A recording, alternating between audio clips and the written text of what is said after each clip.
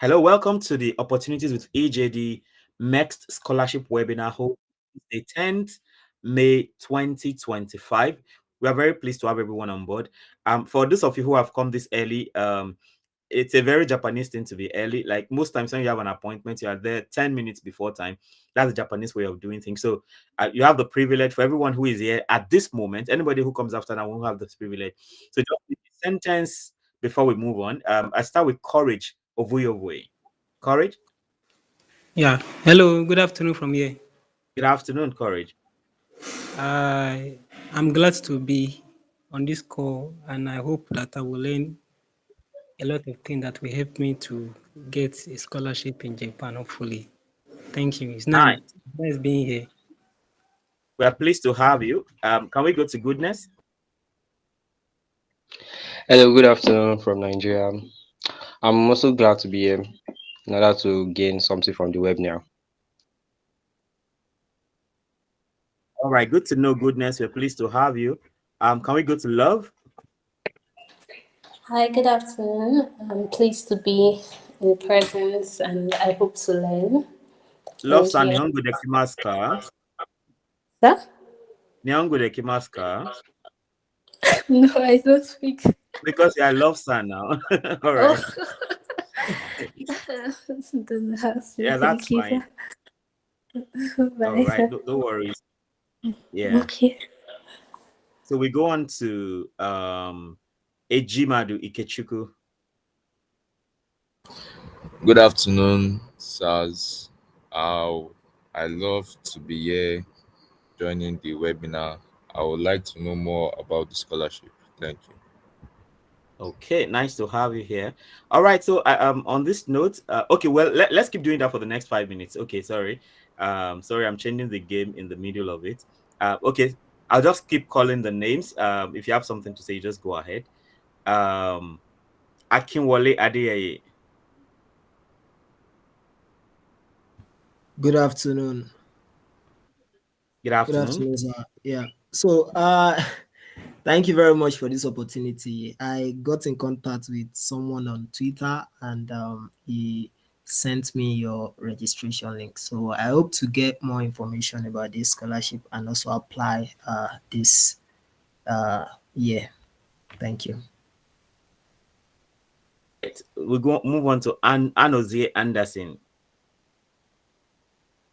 Good afternoon, sirs. Good afternoon, everyone, sir. My name is Anderson from Nigeria. I am here because I've always been hearing about the scholarship, but I never really had interest in going to Japan. But I think I'm ready and want to get it. That's why I'm here. Should be a mentor already. But that's fine. It's good. All right. Okay, we still have 2 minutes to go. Let me see. Yes, Felix Udora, are you ready for a sentence?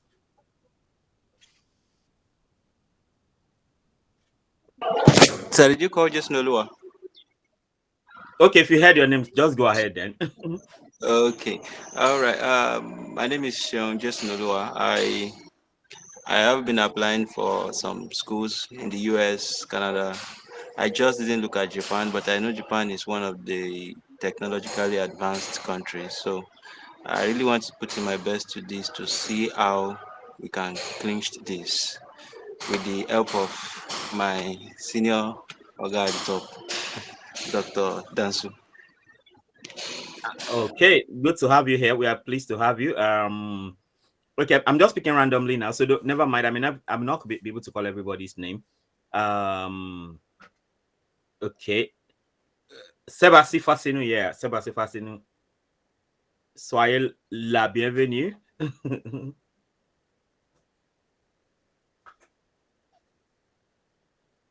Oh, Sebastien is not ready, probably. Yusufa Tal. Yeah, hello everyone. I am Mr. Fatal from the Gambia. Yeah, at this Oh, moment I'm preparing my application for the Japanese MEXT Scholarship. Yeah, wow, so I'm that's willing to lovely. learn more from the. Yeah. Okay, nice to have you. Okay, so far we've had people from Malawi, from now we have Gambia, We are so pleased to have you here. Who else? Okay, yeah, it's time now. It's 5 minutes past the hour, so I'll just move straight to our mentor, Abayomi Olawumi. He got into Japan, I think that must have been last year, April or so. He's going to introduce himself better. And the lovely thing is that since he came, he has mentored people who have also come into Japan, and that's the spirit. So when you get some kind of opportunities, you should pay it forward and make sure that it doesn't end with you. Like, you keep paying it forward. So basically, today we have a lot of questions to answer, and he's going to focus on the embassy. He's going to focus on the embassy recommendation MEXT scholarship, while I focus on the university-based MEXT scholarship. So he has the floor. So we'll be touching on everything as much as possible, but I know he's going to do a very thorough job as usual. So just sit down, relax, and have a nice time listening to Mr. Olawumi Abayomi from Yokohama National University, Japan. Thank you.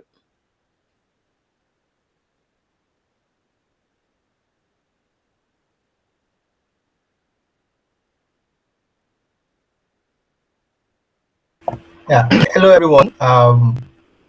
It's a pleasure to be here, and I really want to appreciate Dr. Dansu for giving me the privilege to share with everyone. I will try my best to share everything I know. Before this meeting started, I was trying to put together all the resources, and I realized there's so much to share, so much to share. So I'm going to try my best to share as much as possible. And one thing Dr. Nasu didn't mention in the introduction was that it was the one who mentored me back in 2022 when I was applying for the scholarship. And the these things he told me, I remember then there are some junctions where I would want to do more than necessary. Then it would come and oh, no, do it this way. Don't be too elaborate in this aspect. Be specific on this and all that. So from what he has taught me, those were the things I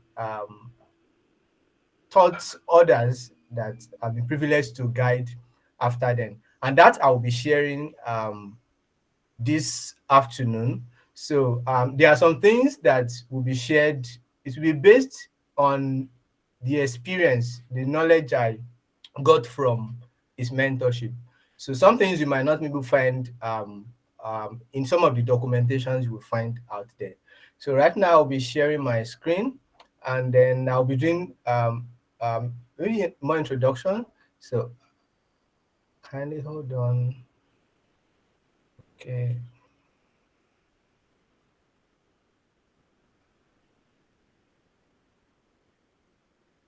Okay. I want to confirm you can see my screen. It's coming on now, yes. Okay. Okay, yeah. Thank you so much. So my name is Abayomi Olawumi, and so I'm a Master 2 student in Yokohama National University. I came to Japan in 2023, April 2023, but then I applied for the MEXT scholarship in 2022, and then I came under the embassy recommendation. And my research has to do with using optimization techniques to build energy system models. And so to save our time, I'll be going straight into the content of today's meeting. Okay, so what we'll be talking about today, I try to put them in, to make them quite concise. So we'll be talking about the application, we'll be talking about the first screening, they'll be talking about the getting provisional letter of acceptance, then the second screening and university placement, then congratulations, visa interview, orientation and departure. So it's like the each step, it's kind of a cascaded process. Let me put it in that way. So the application will lead to your first screening. Then the first screening, the next thing will be getting provisional letter of acceptance and so on. So a brief introduction. So what is MEXT and what is the objective of MEXT? So I never knew so much, even after getting the scholarship, I never knew so much about MEXT until I got to Japan. So MEXT is a department and they are in charge of education in Japan and other faculties, not just only education. And so I decided to visit the application procedure document, that's the application guideline that was released. And one thing I really want to highlight, if you've not done it, please do well to go back to the application guideline and read through. Don't skip certain paragraph or anything, because in that application guideline lies so many answers to so many of the questions we have, even secrets on how you may get shortlisted. And I found this in the same application guideline. It said, what is the aim of MEXT? Why is MEXT giving scholarship to foreigners? Why are they giving scholarship to foreigners? So we have it here. It said MEXT aims to foster human resources who will become bridges of friendship between guarantees country and Japan through study in Japan, and who will contribute to the development of both countries and the wider world. So I've had people message that, oh, I don't know what to research on. I don't know what to choose. You know, even when you are answering some of the questions in your application form, when you are putting your research plan together, try and ask yourself, are they answering this question? And this is what your application will be evaluated on. I think so. And from my discussion with people that have gotten the scholarship.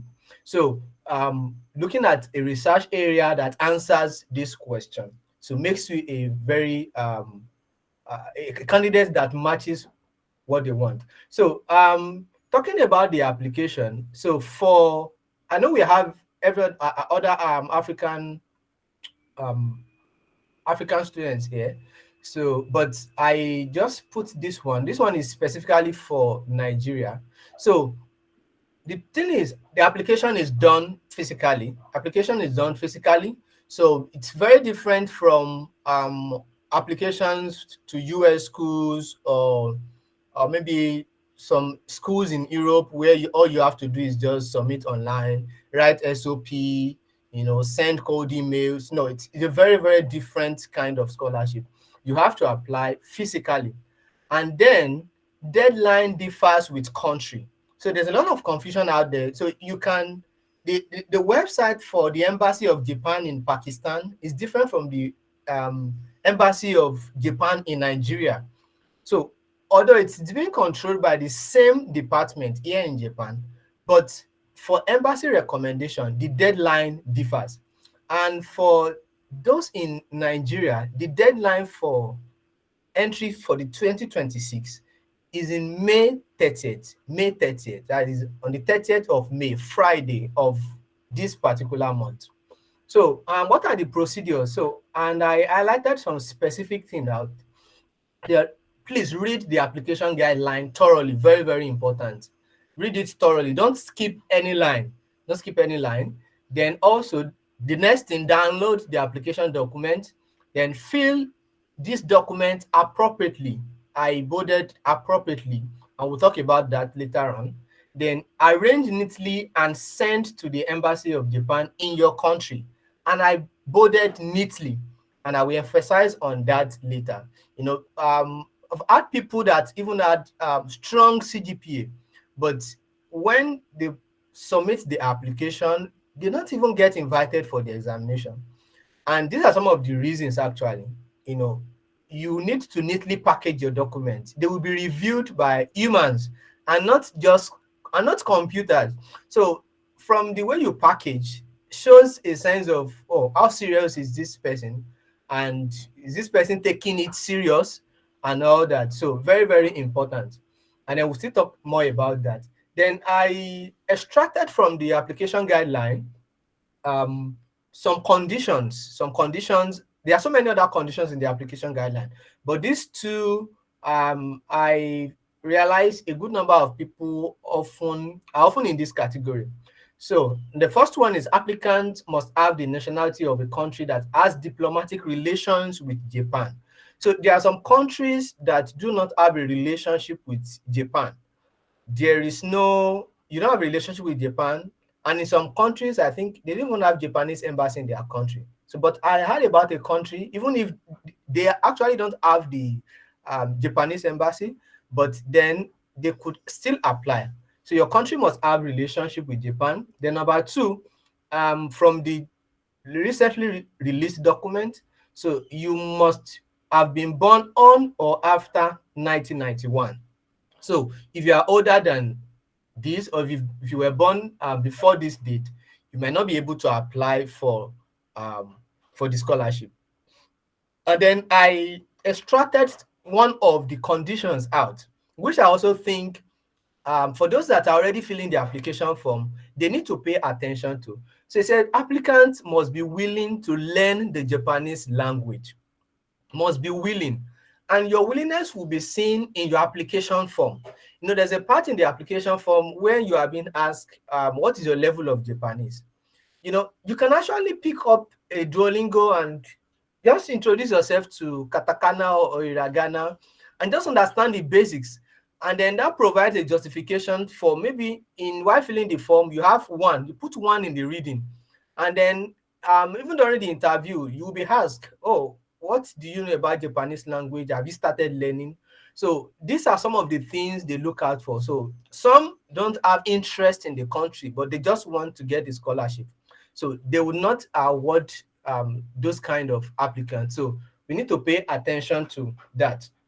So I extracted here some of the questions in the application form, which I think from those people I guided, I really think and I suspect those reviewing pay attention to these questions.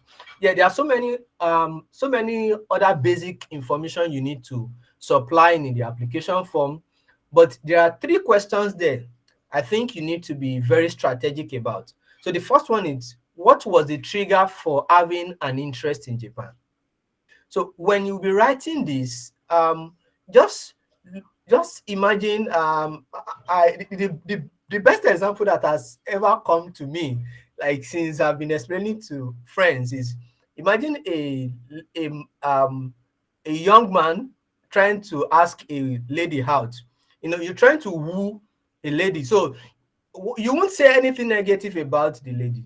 Let me take for instance. So you look for astounding things in Japan. You know, interesting thing in Japan. You know, I was speaking with Dr. Dansu last week. He was telling me in his own case, you know, he talked about scholars in Japan that has won the Nobel Prize. You know, astounding things. When I was in my own application, then I think so my research was I submitted application to research into smart grid. So I went out and looked for smart cities in Japan. I don't even know where they were. So I went online, searched for smart cities, and then I talked about and read about the smart cities, and then that formulated like my interest. So then also, why did you choose Japan as a destination to study graduate level education? So in this question, from my observation, I would advise be sincere, and originality is very important here. If you use ChatGPT or if you frame up something not real and all that, you can be easily yeah, because if you're faking it, they will know from this junction. So here you don't have to speak a lot of grammar, you don't have to sound too intelligent, just be yourself. Or it may just be, okay, I attended the webinar, I met a very intelligent Japanese scholar, and then told me about wonderful things about Japan. I has been enjoying his graduate program. That's so be original here in this particular question. Then the last one is, what kind of things do you think you can contribute to Japan and your home country through your experience of studying in Japan? So here you have to be very smart. Also, connect your research and how it will benefit your country, my country now, Nigeria and Japan. How will your research benefit your country and Japan?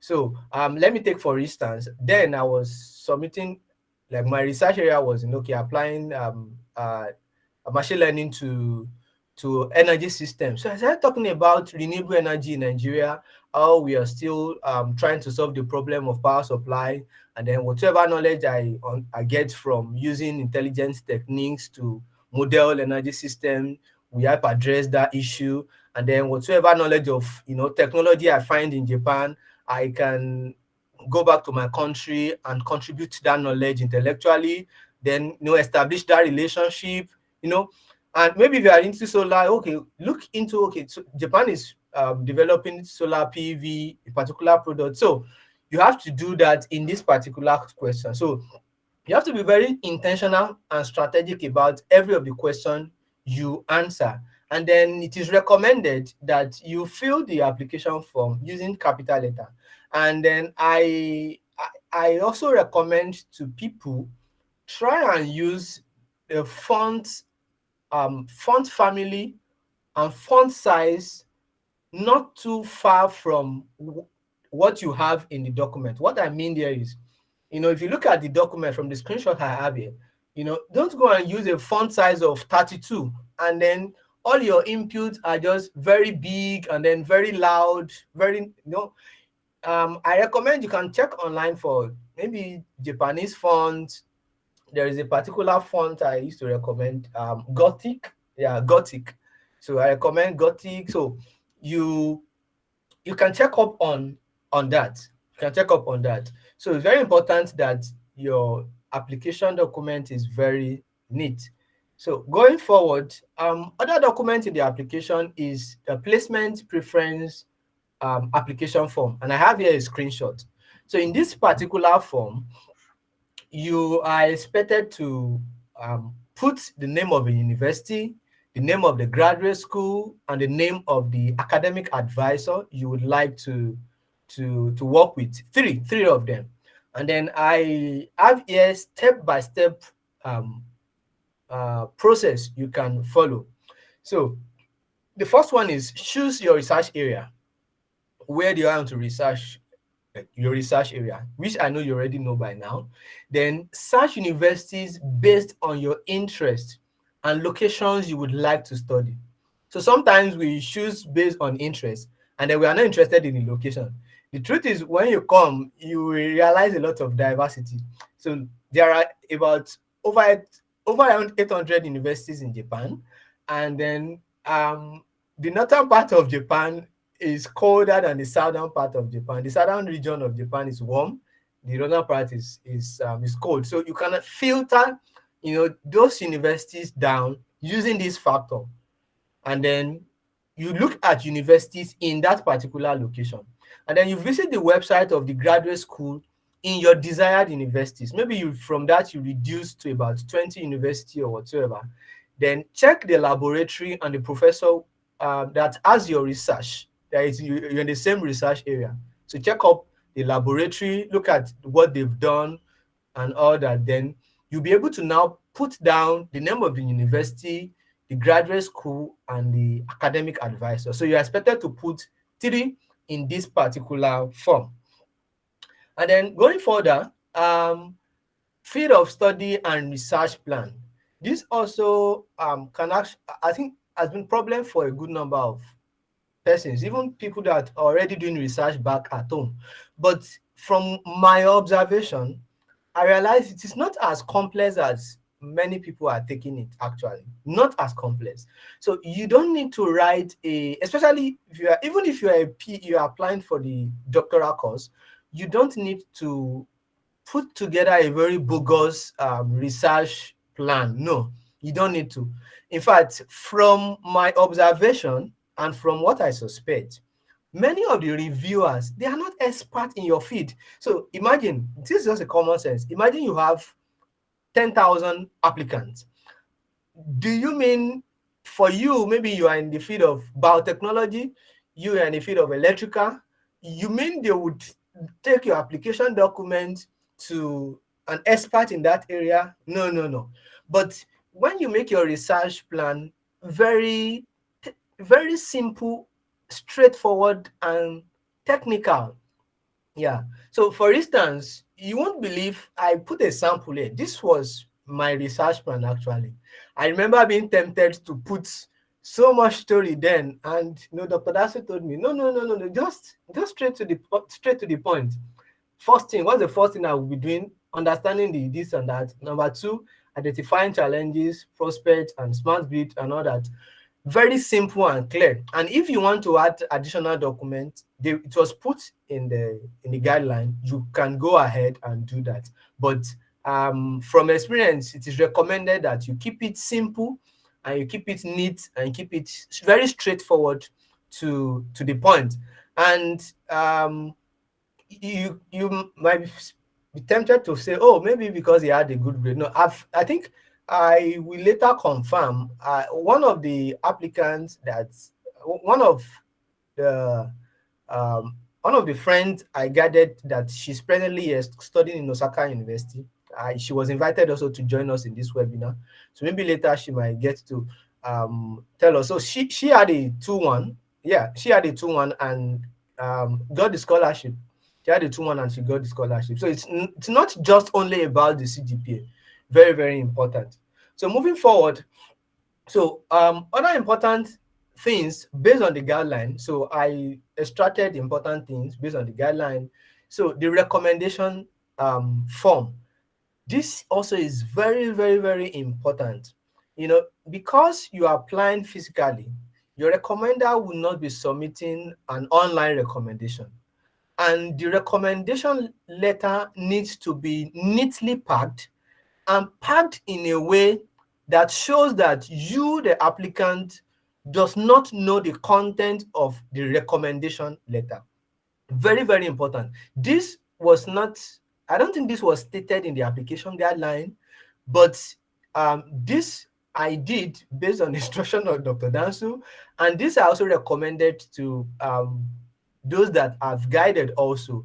And then because of the significance of this, a video was put together demonstrating how you should arrange how the recommendation letter should be arranged. So if you have your phone, you can take a picture of this barcode now, or you can just immediately, so it's going to lead you to the video. And then so because there are so many information about the recommendation letter, I believe may be difficult to cover in this particular webinar. So please take a screenshot, take a picture, and watch the video. So, and then also notarization. So I'll talk about notarization last. Then transcript. So if you're applying for your doctoral course, so if for a doctoral course, you should have a transcript of your undergraduate and of your master's. So if you're applying for the master's, you have the transcript of your undergraduate only. Then the medical certificate. The medical certificate you're expected to submit, don't go to an hospital and the document give you a form different from the sample that has been provided on the website. Use the sample on the website, and I advise you ensure it is signed and stamped. Ensure it is signed and stamped. And then now, when you're done with filling the document, filling the application document, your placement of form and your research form and all that, and all your documents are ready. So I want to describe how you're going to arrange the document. So, but before that, so about notarization, any document you will be submitting that is a photocopy of any certificate, you will be expected to submit certificate also. Any photocopies you will be submitting, it is important and it is required you notarize them. And you can do that in any court in your country, notarize.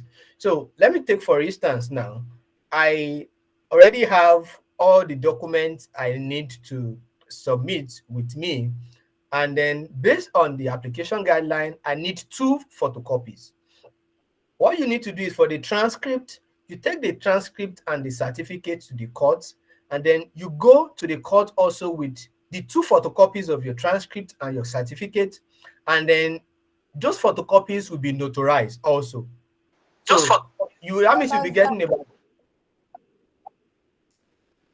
those photocopies will be notarized also. So that means you don't need, you can't submit the original transcript, and you can't submit your original certificate. So that means you have to notarize 3 copies of your certificate and of your transcript. So now let me assume you've done your notarization. Now you're expected to submit an original and 2 photocopies. So what you do is you arrange the originals, all the originals, you arrange them in order. I will talk about something later. You arrange them in order. Then the photocopy, you also arrange them in order. Then the first photocopy, then the second photocopy also. Now you get a big, 3 big brown envelopes, 3 big brown envelopes. So you put the set of the original copies inside the first brown, inside the first big envelope. Then the first photocopy set with the first photocopies inside the second brown, and then the third one inside the another big envelope. Then you get another bigger envelope. Then you put the 3 big envelopes. I don't know if I've described it rightly. The 3 big envelopes, then you put them inside the biggest envelope. Then you seal them up. So don't fold the documents. Don't fold them. Don't fold them. Very, very important. So then at the back, you write your name, and then you write the location you are addressing your application document to. So I think that's the very easy way to ensure you submit neat application. So then going further, I will still talk about some other parts of the document you need to submit. So here I have abstract of thesis, and I have a sample of my abstract of thesis. So this abstract of thesis, if you've published, or you've submitted thesis. So it could be your undergraduate thesis or your master thesis. So this is how you're going to do it. You open a Word document with this title, with your name, then you put a date, and then the title of the publication. And if it's your thesis, you put the title of your thesis, then you put the abstract. And then how do we reference your publication? So you put that. And then if you have more than 1 publication, or you have thesis also, then you go to number 2, then you have the title in this manner. This is the recommended format I think you should follow. So then important instructions often overlooked. So important instruction often overlooked during application.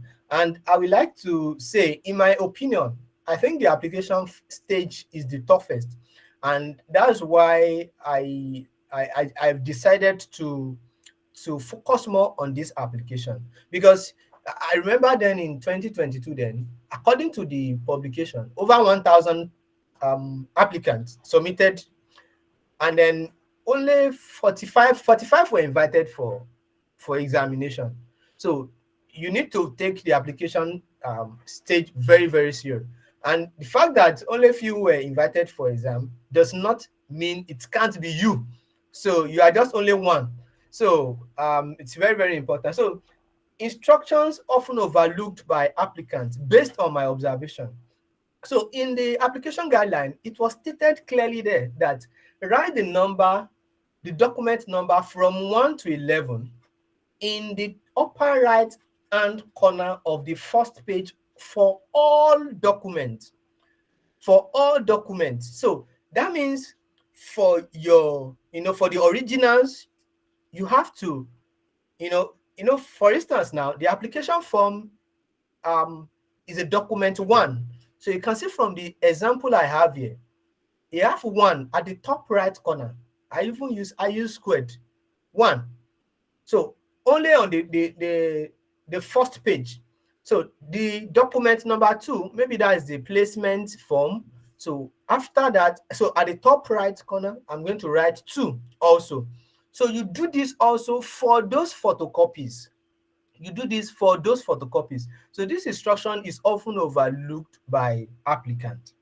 Then number two instruction often overlooked is the passport you will be adding to the application form. It was said that should be taken within 6 months of submission. Within 6 months of submission, and printed on paper specifically for photographs.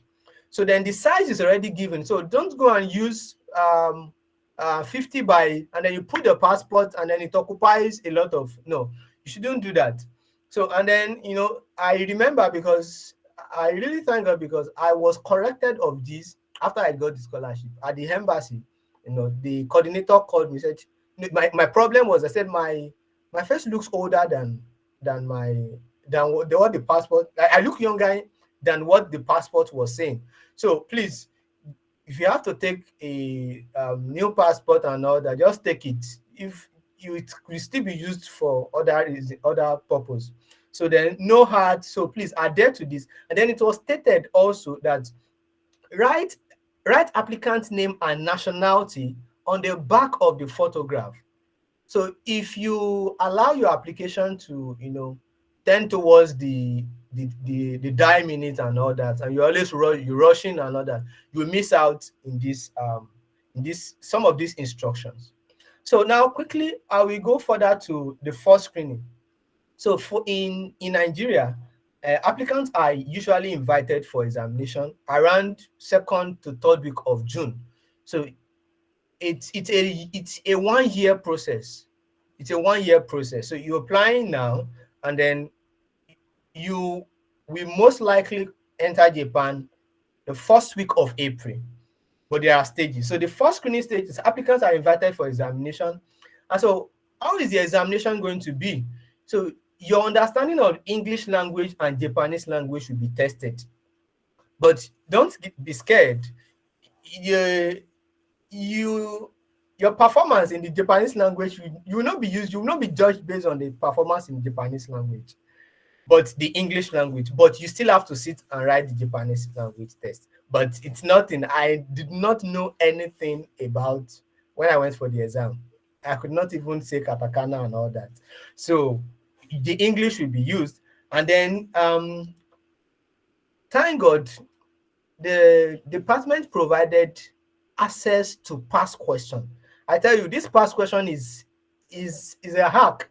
So the past question, so if you've been, after being shortlisted for the examination, please go and sit down with the past question.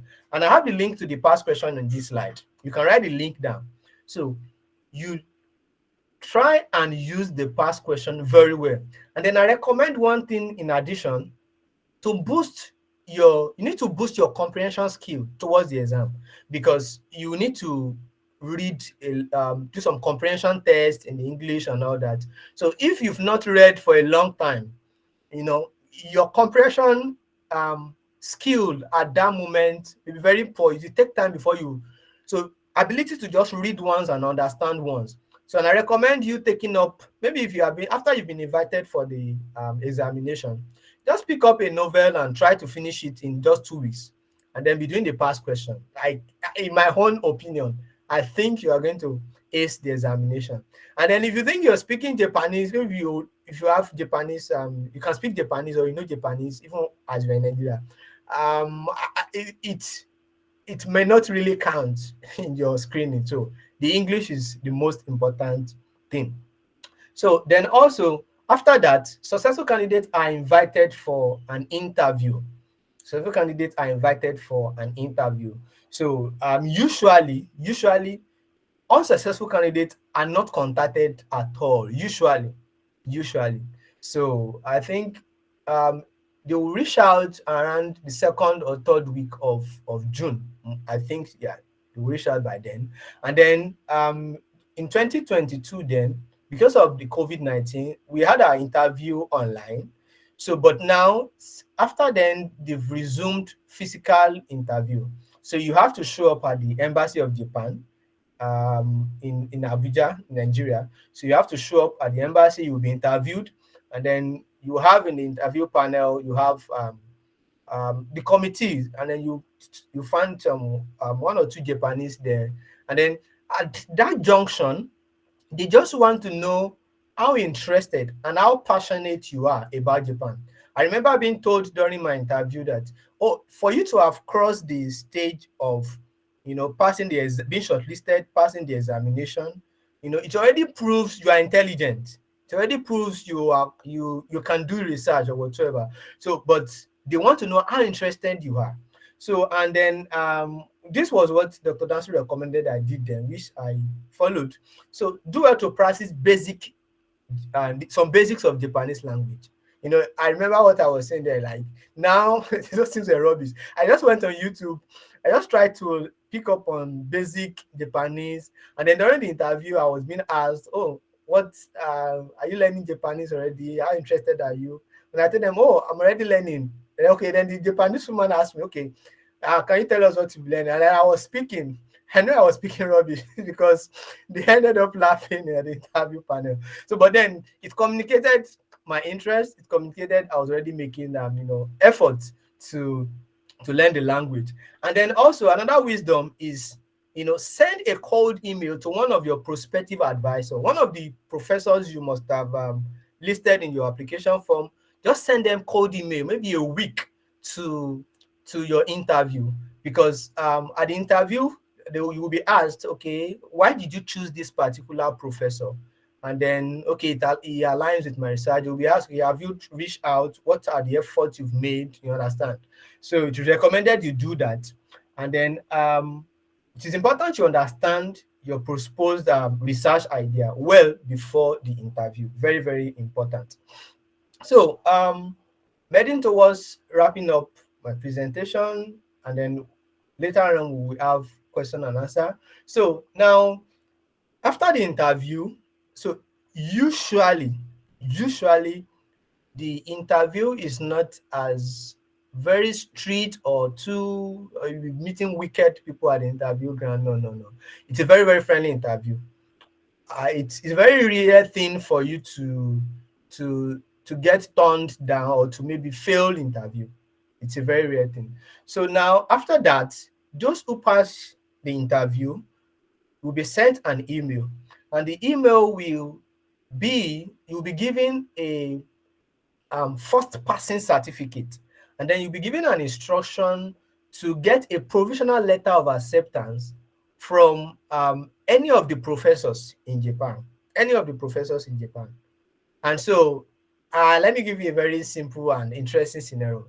It's as if, maybe back at home now, you going to any of the professors in your department and say, sir, I have $1 million to do my master's project. Please, will you supervise me? There is no supervisor that would not want to take that kind of student, knowing, oh, he already has funding, he already has support for his study. So this stage is usually very, very easy. So you will be asked to contact at least not more than 2 at a time, to contact any of the professors you've already listed, 2 of them at a time. Then you wait for response. And then the embassy will give you a deadline, usually September 30. You'll be expected to come back to send back to the embassy at least 1 provisional letter of acceptance. So I only got 1 actually. And I think I contacted 1 and I got 1. So, but then, your professor may likely to want to screen you. Your professor may want to screen you more. In some other cases, many of my friends, they just got the letter from the professor. So, but in my case, my professor still went ahead to scrutinize me.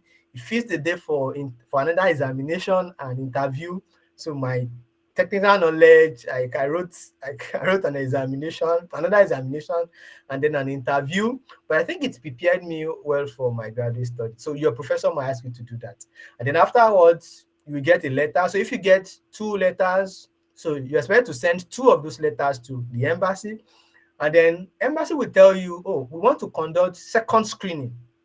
And what the second screening means is, all the documents you submitted will be reviewed. They will check all the documents again. Oh, is this NYSC fake? Is it this one new, this one and that? They would verify, and then they will now also decide on which university should we put this particular student. And so usually think it is called a season of drought, because you will not hear anything from the embassy between September 30 and around February 2026. No mail, but if you can pass the examination, if the interview definitely went well, and then you've been given first passing certificate, I think, and in my own words, start putting your house together. Yeah, it's a welcome to Japan already. So if you have things you need to do, things you have to sort out in family, but you won't hear anything from the embassy between September 30 and around first or second week of February. So you will only have between February and March to prepare to leave the country. So you need to put your house together during this. This is just in my opinion. And then around February comes the congratulation letter, which is the official award letter. And then you will now be asked to fix a date for visa interview. So one interesting thing about Japan is you only pay for visa fee. You only pay for visa fee after you've been granted the visa. So it's an interesting fact about Japan. I remember then it was 10,000 naira. Yes, 10,000 naira for visa fee. But as MEXT applicant, MEXT scholar, you don't have to pay for visa. So you'll be asked to choose a date, then you come down to the embassy. So it's like a walkover for you. You don't have to stress yourself. And then a date will be fixed for orientation. So all the awardees, you will have a dinner with the commissioner of, I think the commissioner of foreign affairs from Japan, and then they'll give you orientation about going to Japan, what you're likely to face, and all that, and instructions and all that. So the visa it's not something you have to worry about at all. And then departure. So usually people depart in the first week of April. Yeah, of April. I remember I came in April 1st. So and then I would like to highlight, as I round off, the benefits. So the benefits the MEXT scholarship offers is quite a juicy one. Yeah, a juicy one. So flight trip to and fro is covered. So you don't have to go and be doing crowdfunding to book a flight because you already won a scholarship. No. So that will be taken care of. All you just have to do is put your house together and come to Japan. So then you get a monthly stipend. So as a master's student, you get 146,000 yen. And then as a doctoral student, you get 144,000 yen. So, and then also, the interesting is you can extend your education without stress. So let's assume you came in as a master's student, towards the end of your master's, all you just have to do is ensure you're doing well. You do well in your graduate program, and then you apply for extension. And then if you want to continue with the professor you started your master with, you can just go further into your doctoral program without any stress. So I think the doctoral program is 3 years in Japan, while the master's program is 2 years. So there's no stress in that during that transition. So some confusion as I round up. So who is a research student and how does it relate to graduate program? So usually in Japan, when foreign students come into Japan, it is recommended that they don't just start their graduate program just straight away. So there is a program called research student, and what research students do is they get involved in research in their laboratories, and then if they want to learn the Japanese language, they can go ahead and learn. But then this period is around 6 months. Yeah. So after that, they will then start their program officially. When I mean officially now, so in my home case, I came in April 1st, and then between April and September, I was a research student. I was doing research in my laboratory, but I've not started my master's program officially. I didn't start my program officially until September, October. So during that period, familiarized myself with my professor, and then I explored Japan. Then I took up the Japanese language, which I recommend for anyone entering Japan. So I started learning Japanese. So, and then there are some of my friends who I think who came in directly and they started their program straightforward. So it depends on your university. It depends on your university. Depends on university. So so don't be confused about research student and all that. So you'll be that 6 months you will be called non-regular student. But then when you start your graduate program, you will be called regular student. So non-regular student, regular student. So thank you so much. And that will be all from my end. And I know we have a lot of questions, so but I'll be adding it over to Dr. Dansu. Thank you very much. Wow, where are your reactions, your claps, your thanks, and everything? I mean, I'm sure I wouldn't have done that much if I was doing it. Like I was just admiring Abayomi's being detailed and everything. Like, thank you so much for that insightful one. Thanks a lot. Okay, so of course we'll have a session for questions, but it's come after my presentation, so we can take all the questions together. I'm particularly glad for this session because I don't think I've done any MEXT scholarship webinar that is this elaborate. So, and here, right, obviously the embassy recommendation can only take so much people.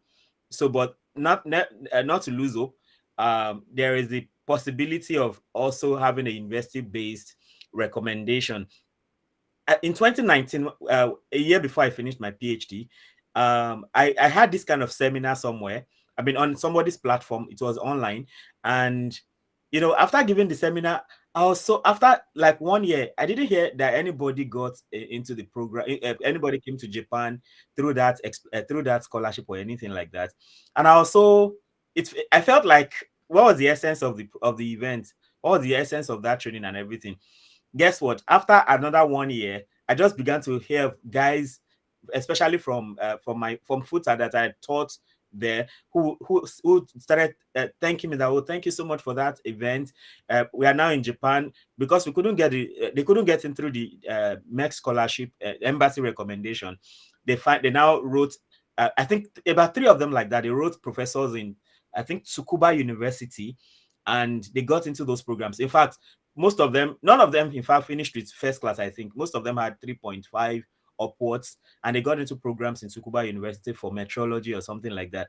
In fact, one of them, and most of the times, as part of the benefits of Japanese scholarship, I mean, if you look at if you get the Japanese scholarship, your life will be so sweet. Like what, and the most difficult part, like Abayomi has told you already, is that first phase, that application, getting through to the application, and then once you get through the primary screening, yeah, it's as good as done, because that's the hardest part. So the other thing is now to get professor and all that. And just like he has told you, it's always nice if you write a professor like a week before your interview. So when they ask if you already have a professor, like in my case, I already had a professor, so it was so sweet. In fact, that might be what will give you edge over other people, because it's very competitive. Everybody has very solid profiles. Maybe most people have first class, and then maybe, and now with all the orientation you have got, everybody's form is neat and everything like that. So, but then if you don't get through the embassy recommendation, there's the university recommendation, and that's the part I'll be talking about. So, picking back on the benefits it talks about, right? I remember when I did a diploma in marine engineering after secondary school, before I got into FUTA, and it was Victoria Island, right? My school was in Victoria. My school was on Victoria Island. Is that the way to say it? Because an island, right? So then sometimes when I was taking a stroll, I'll go to Walter Carrington, where the US embassy was, and I'll see people as early as 5 a.m., 6 a.m. People were queuing and all that. And I was like, hey, so if I'm traveling, is this what I want to go through? So somehow I just said it in my mind, God, I beg, I don't want this kind of experience, because I want to travel abroad. And guess what? My first opportunity to travel, of course, apart from going to Benin Republic and all that, my first experience of traveling abroad and needing a visa was when I was coming for MEXT Scholarship. And guess what? Because we're scholars, we got into the embassy. I know embassy is a very high security area. You can't just enter an embassy like that. In fact, most of the times you go for visa interviews, you already have in fact, you are outside and you're talking to the officer inside or something like that. But for us, we're ushered right inside the embassy. At some point, we're even making noise inside the embassy. And when we filled our visa form too, so if you made a mistake, they'll correct you that, oh, you didn't do this well. Like, who get time to do visa for you like that? And one sweet thing about Japan is that even for regular visas, apart from being a scholar, right, you don't pay for visa until you are granted the visa. If you are not granted visa, you just go home. But if you get the visa, that's why you pay. But for most other countries, you pay and there's no guarantee that you get. So and that makes the Japan experience very sweet. The other aspect is, most of the times your 3-year PhD program is 3 years. It's not like maybe US where you have to do 4 or 5 years. Now of course, there are advantages and disadvantages here and there. I guess one major disadvantage of Japan is that is the language, right? But I've also seen people who they come in and they get the language very fast, especially if you want to live here for very long, like after graduating. Maybe you want to settle here. That is always a challenge because of the language. So having said all this, let me share my screen too and get your questions ready also. So we'll take all the questions together wherever it may be coming from, whether for the embassy recommendation or university recommendation. So let me share my screen now. Okay, let me do this, then I share. Can you see my slide now? Can you see my slide, please? Hello? Yes, we can. Okay, great. All right. So so I came to Japan the first time in April 2017, and just like you've been told already, I came as a research student from April 2017 to September 2017.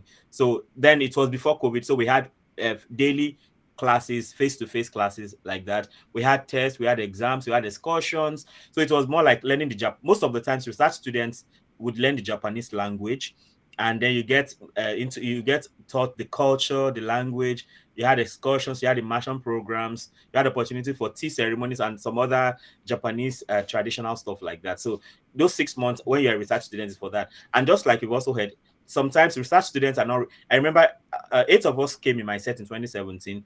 One of us that went to Hokkaido, he was not required to do the Japanese course. So he just, as soon as he landed, he started his program immediately. So, but for me, I think I prefer the 6 months for Japanese language. It gives you opportunity to settle into the system without worrying so much about your core research yet. So I think I really like if you learn the Japanese thing and then you get used to your environment and you can find your way around and things like that. So by the time you're getting into your program after 6 months, you can then you already have an idea of what the environment looks like. Now, the research studentship, it can last between 6 months to 2 years. And what happens is that you're expected as a research student either to learn language or to just be part of your lab, seeing what they are doing in the lab. In my case, my professor did not bother me to come to lab at all. He just wanted me to focus on my Japanese training. So some people, as they are doing Japanese training, their professors also want them to attend seminars in the lab just to get used to the way things are done. So whatever your case is, just go like that. But you can only be a research student for maximum of 2 years. You're expected to get into your master's or PhD program after 6 months or maximum 2 years. And within those 2 years, you're expected to write, because after you land in Japan as a research student, one of the things you do is also to write you write an entrance exam into your master's or PhD program. But for people who are university based, there's a bit of difference. So most of the things are similar, but so I'll be emphasizing some of the differences for embassy recommendation. So focus is on university-based MEXT scholarships. Of course, like you already know, the MEXT scholarship is a fully funded scholarship by. They are fully funded scholarships by Japan's Ministry of Education. I mean, in English, it's like that MEXT is like Ministry of Education, Science, Culture, Technology. Like you have like what in Nigeria, right? Maybe those MEXT alone is like 6 or 5 or 6 ministries in Japan. Is that English correct? MEXT in Japan, if you look at it in the context of Nigeria, it's more like combining 7 or 6 ministries together. But of course, because they have efficient systems, right? There's no point having 1 million ministers. So because they have institutions that are very solid, taking care of education, taking care of culture, taking care of sports, taking care of technology, and all that.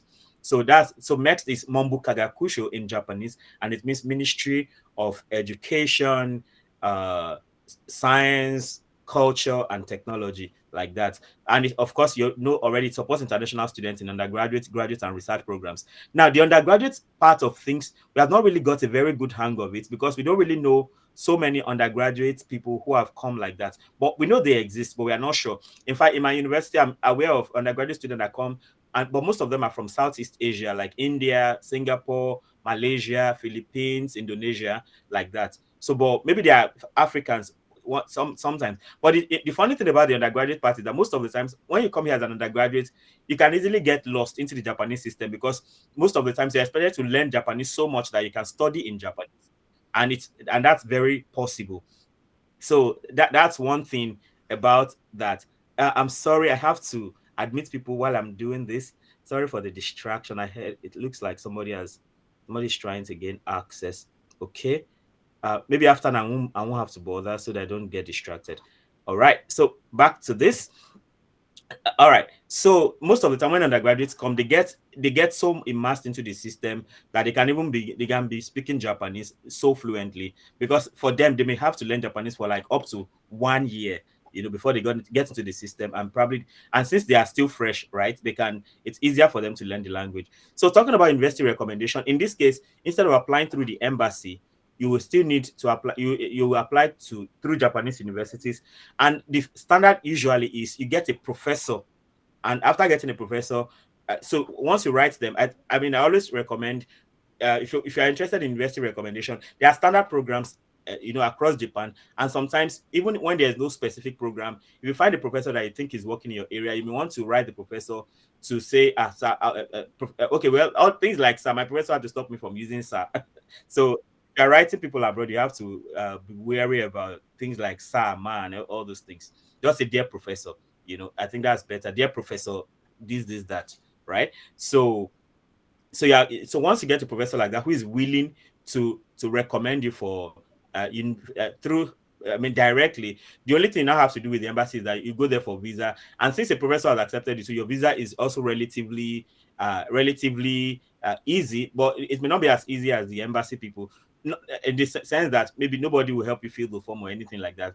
So that's most likely going to happen. Not going to happen as compared to what people that went through the embassy will go for. So it actually promotes academic excellence and cultural exchange. So the whole idea of MEX, because I've always wondered why would, I mean, my Nigeria self does not give me, well, to be fair, growing up I got some bursary and scholarships from the Nigerian government. So that, I mean, it's not totally a tale of woe. So, but I'm like, why are you sponsoring people from other countries like this? But the whole idea is, now once you study in a country, you tend to have a soft spot for that country. So it's more like some kind of cultural, like you get used to the system. And one thing I always like to say is, having studied in Japan now, and for people, everybody who studies in Japan, you have a tendency, you have a potential of becoming Nigeria's ambassador to Japan sometime in the future. So that's one thing right there. So it promotes academic excellence and cultural exchange. And for those who may have to return to their countries, it gives you the opportunity for some kind of technology transfer. You transfer your experience and to develop your own country. Like right now, I've studied in Japan, and most of the things I do, many Nigerians, in fact, mostly Nigerians benefit from the things I do. Right, my teachings, the exposures I've had, and things like that. So talking about the eligibility and benefits, right? Number one, the nationality, whether for embassy recommendation or university recommendation. So it has to be countries with diplomatic ties to Japan. So if your country does not have diplomatic ties with Japan, you may not be able to apply for MEXT scholarship. So it's more like that. It's because we have relationship like that at the national level like that. And one way to know if your country has ties with Japan is if you have an embassy of Japan in your country. Of course, in Nigeria, we have that. then for the academic performance, right, the CGPA is usually mostly greater than or equal to 2.3/3. You can now convert that to your system. That's the MEXT scale, basically. For the undergraduate programs, you're expected to not be older than 17 by the time you are resuming. Because in Japan, everything is age.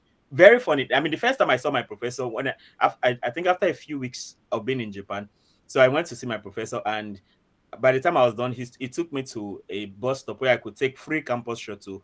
And by the time I got there, I found myself sitting beside a Japanese young lady. And as we got on the ride, I mean, okay, well, before we even got on the bus, she was so excited to see me because, well, this is my perception. Once Japanese ladies see you as a black man, they think you're from America, right? And that's one general way they look at it until maybe you get talking and you tell them, "Oh, I'm not from America, I'm from Nigeria." So this lady was so excited to see me because I think she went on a program to California for like 2 weeks, and she was really interested in learning English. So many Japanese people want to learn English, and they like when they see foreigners that speak English. So we got talking. I was like, oh, I was just answering her. By the way, I had my ring on my hand as a married man. In fact, I was qualified by 2 months. Can you guess? I was 34 years, 10 months when I came here. So if I didn't get in by 2017, I wouldn't be qualified again, right? So as we got talking, she was like, "Oh, how old are you?" And I'm like, "Oh, I'm almost 35." Immediately I told her that she just froze. So from there, every attempt I made to, because I was on my own when she came to meet me. I was not looking for a wife, right? But I don't mind having friends, normal thing. So immediately she heard my age that I was close to 35, she just froze. Obviously, she was like maybe in year 1 or year 2, probably 17 or 18. She just stopped talking to me. So everything, once you meet people here, the first thing they want to know about you is age. So they want to know your age so they can know where to place you. So the age is a very strong thing here. So if you're an undergraduate and you're older than 17 already, well, I think you should just finish your program and prepare for master's or PhD.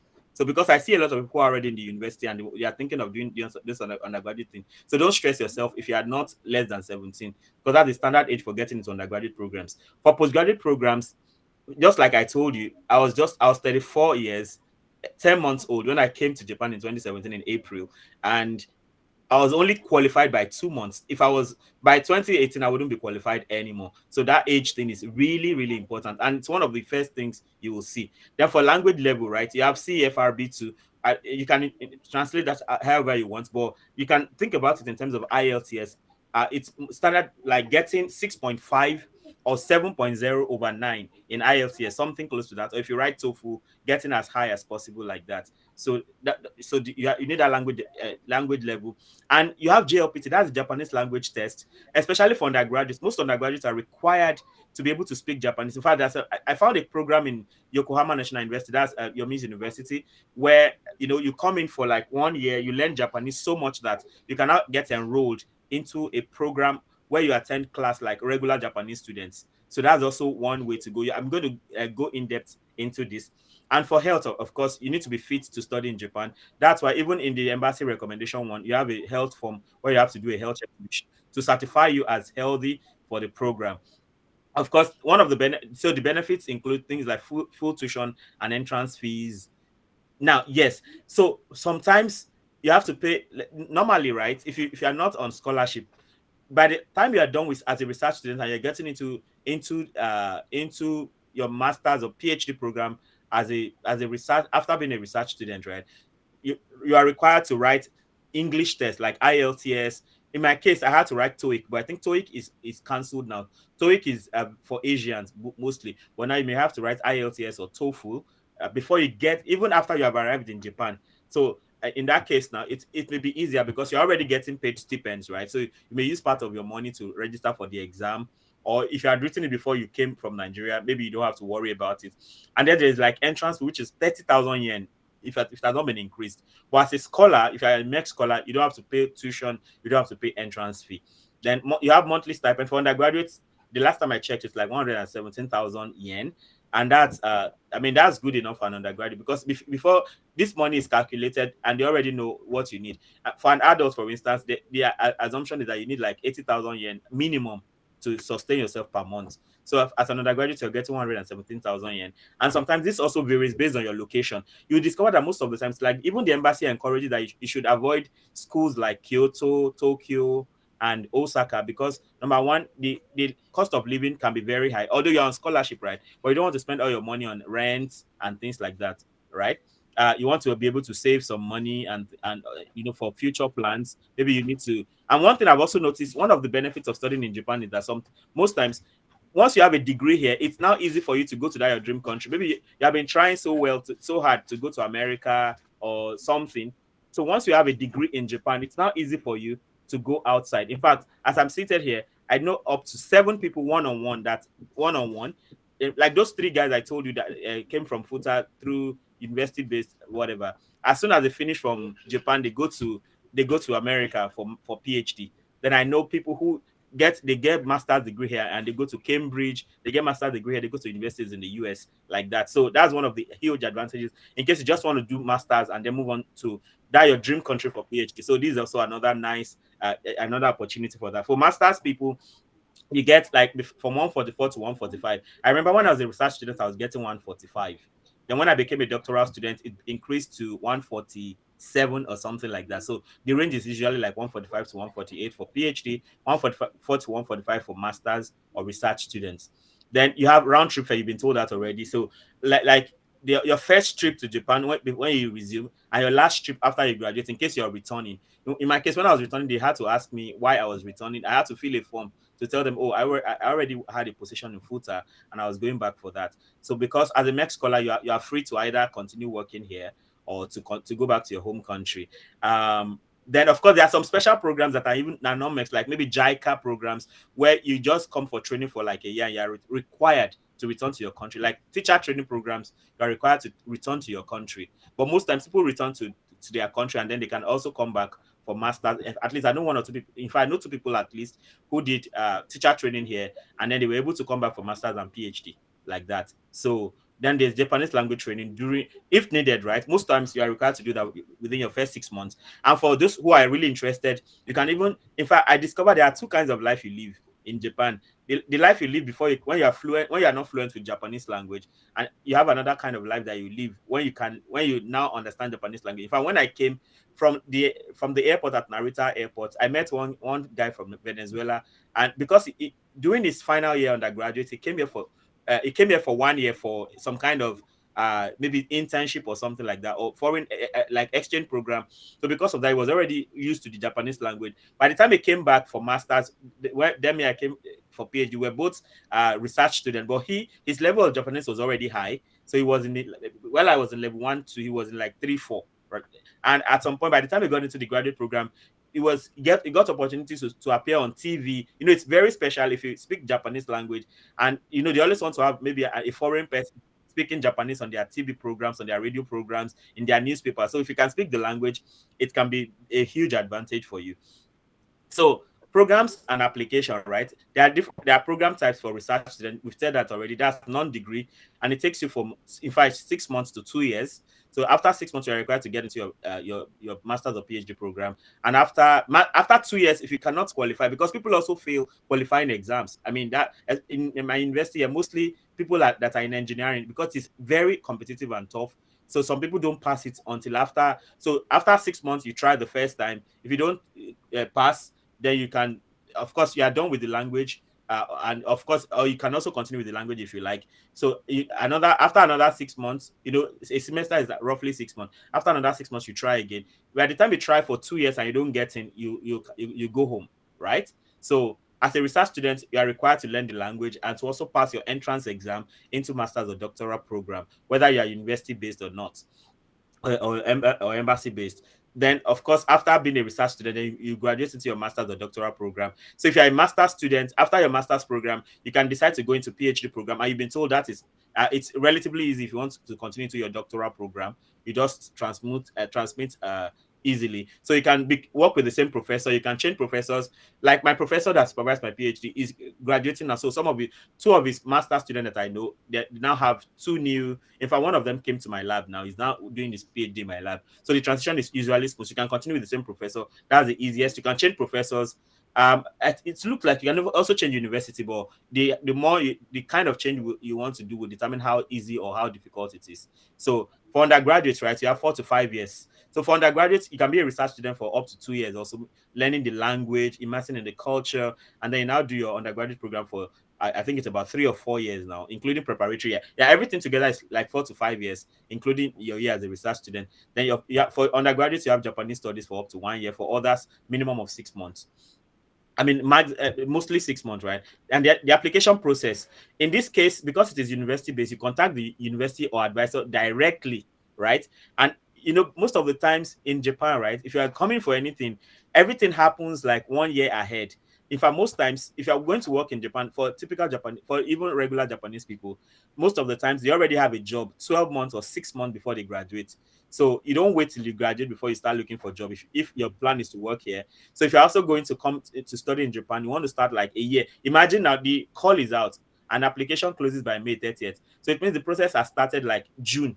But in fact, the process started like April, right?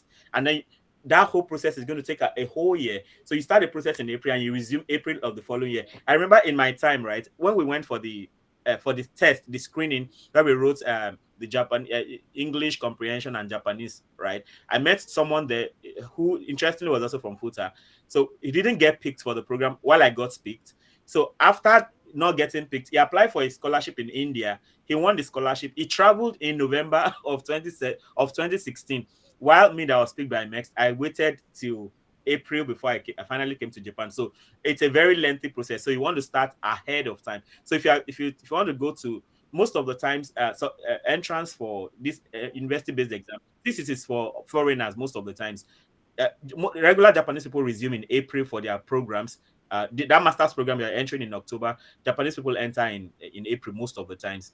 So because of that, you want to start contacting your professor like 1 or 2 years ahead, and 1.5 years ahead, so that you can have all the time. You need to submit documents like transcripts, research proposal. So once you start talking with your professor, I think the trouble with university-based recommendation is that some professors are so busy that they don't even see your mail.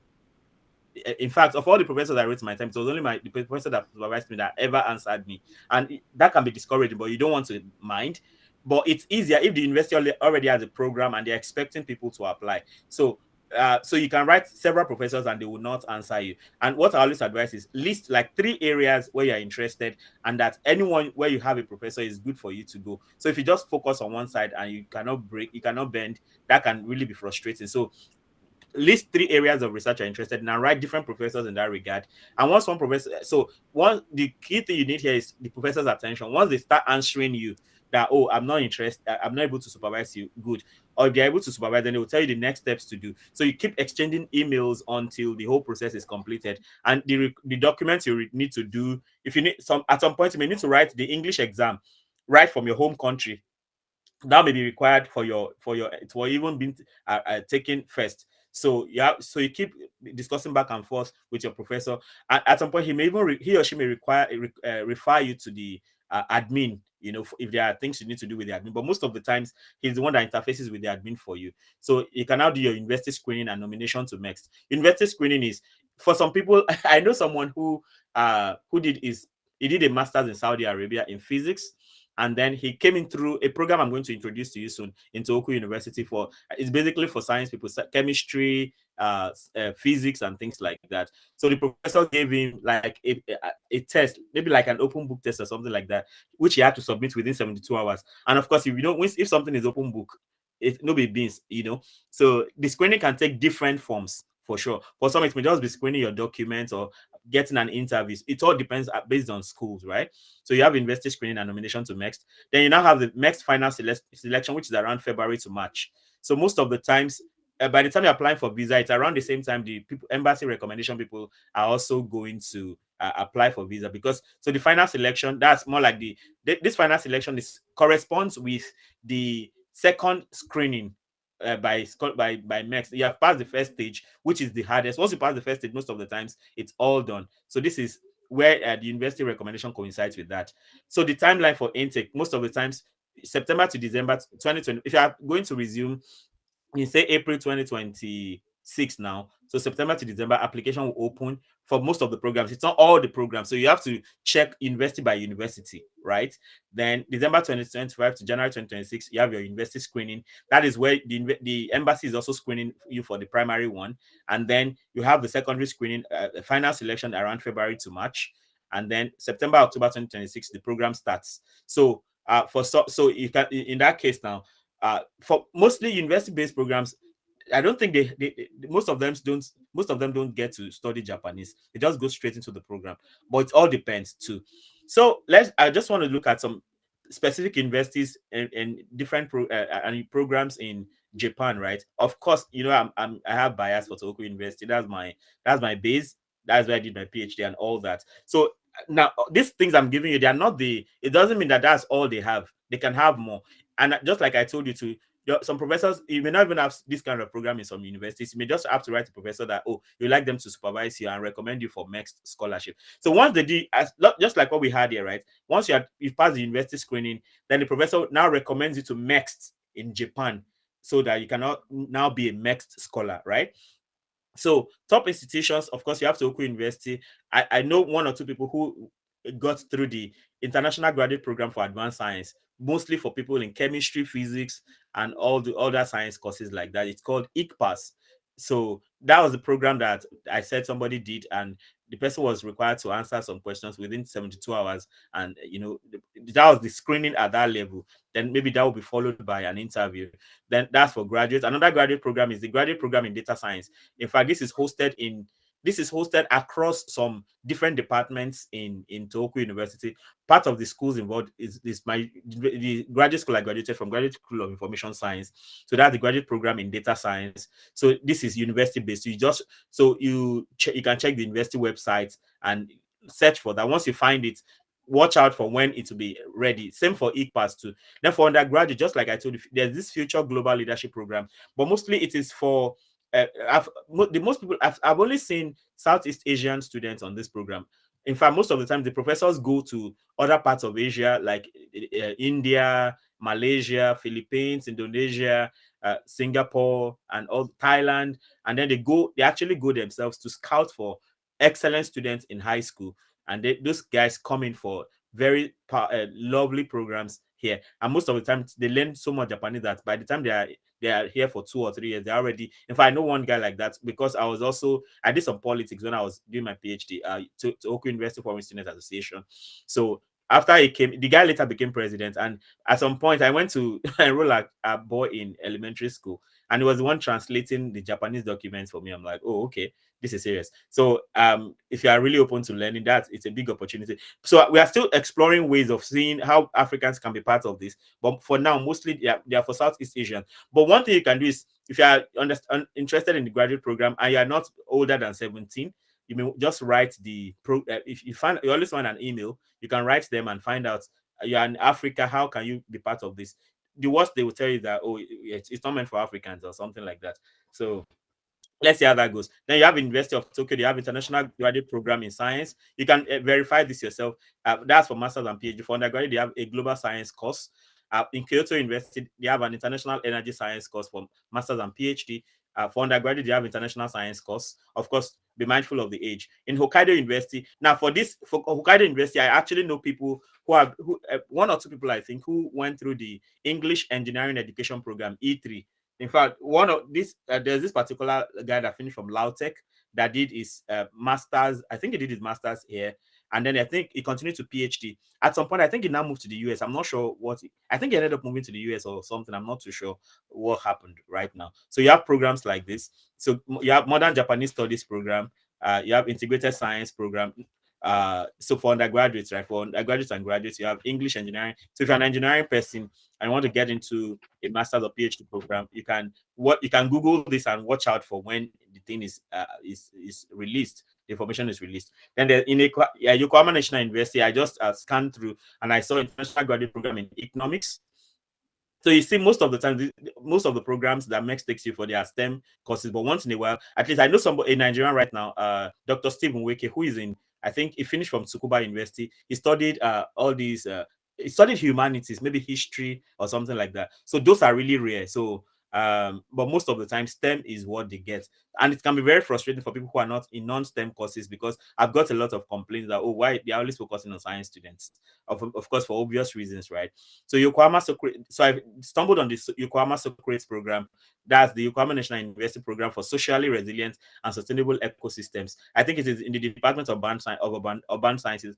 Interestingly, this is a bilingual program. So if you get into this program, you'll be able to speak English and Japanese, or maybe you're even required to be able to speak Japanese before you come into it or something. So you can just Google and see more of that. In Osaka University, you have Human Science International Program, MA and PhD. You have undergraduate program, international program in science. In Rusmeka University, you have Masters in Economics, Policy Science, and all of that. So please Google this. By the way, be mindful of Kyoto, Osaka, and Tokyo. If you end up, I still have people that ended up going there. In my set were 8. One person went to Tokyo Tokyo Institute of Technology, which is in Tokyo, and the cost of living is high. We have one person who also went to Kyoto. So if you want to, and you may end up going there, but be sure. It's usually recommended for, if you are going at all, maybe you should be single. If you're a family person, it may not be the best for you. But the thing is, a university like Tohoku University, which has been the best according to the Times Higher Education for the last 5 years, back to back, and it's not that expensive. It's not like it's so cheap, right? But it's not as expensive as what you get in Osaka, Tokyo, and Kyoto, and of course, and it's up there too, based on performance, right? So the opportunities and tips, right? After graduation, right, you can get employment in Japan in tech and academia.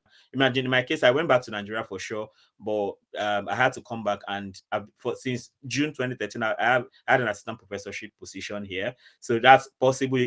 I know I have friends who work in tech industry. For instance, one of our mentors, Dr. Joshua Woyemi, he was there like 1.5 or 2 years before me. Now he worked in tech. And then right now he has his own startup in Tokyo. So those are possibilities. You can also work in industry here. You can return to your country. You can go to Europe. You can go to America. You can go anywhere you want to go. So you can have PhD studies or research extension. That's after your master's, after your bachelor's. If I have a friend from Indonesia who she did bachelor's, master's, and PhD here. She came on the, I think, Future Global Learners, Global FGL program that I told you about. Then you have Global MEXT Alumni Network. So you have this big network of MEXT alumni where, opportunities are shared. In fact, I also know of one scholarship or fellowship like that. It is strictly for people who had one MEXT scholarship, who graduated from Japan, and they just want to, maybe they are missing Japan and they can come back. One professor in Futa came on the program. I mean, I just saw it somewhere. I just shared the opportunity, and he applied and he got in. So there are also post-graduation things like that. Interestingly, my university, after you graduate, if you are doing great somewhere, you can be easily nominated for maybe like an alumni award. So you have all of those things going on. And just like I said to you, you're a potential Nigerian ambassador to Japan in the future, having gone through a MEXT program. So tips for success, right? You can contact advisors early, 12 to 18 months way ahead. So if you have any business with Japan, make sure you start at least 1 year ahead, right? Then tailor research proposal to programs, secure strong recommendation letters, learn basic Japanese like you've been told. You can easily do that using Duolingo, excuse me.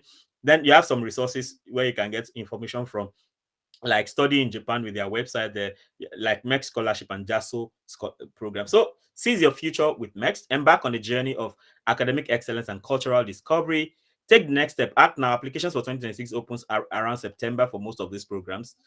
So connect, reach out to universities and advisors.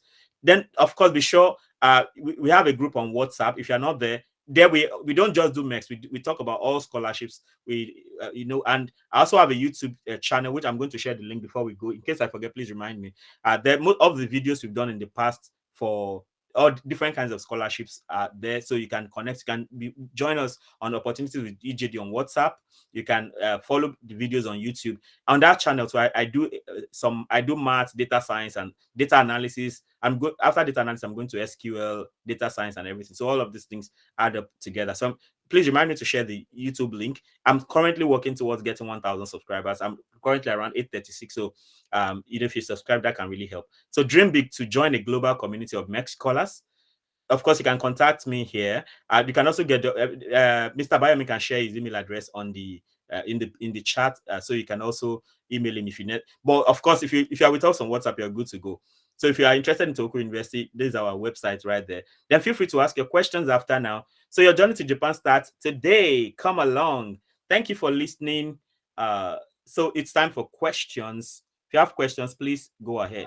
Let's see.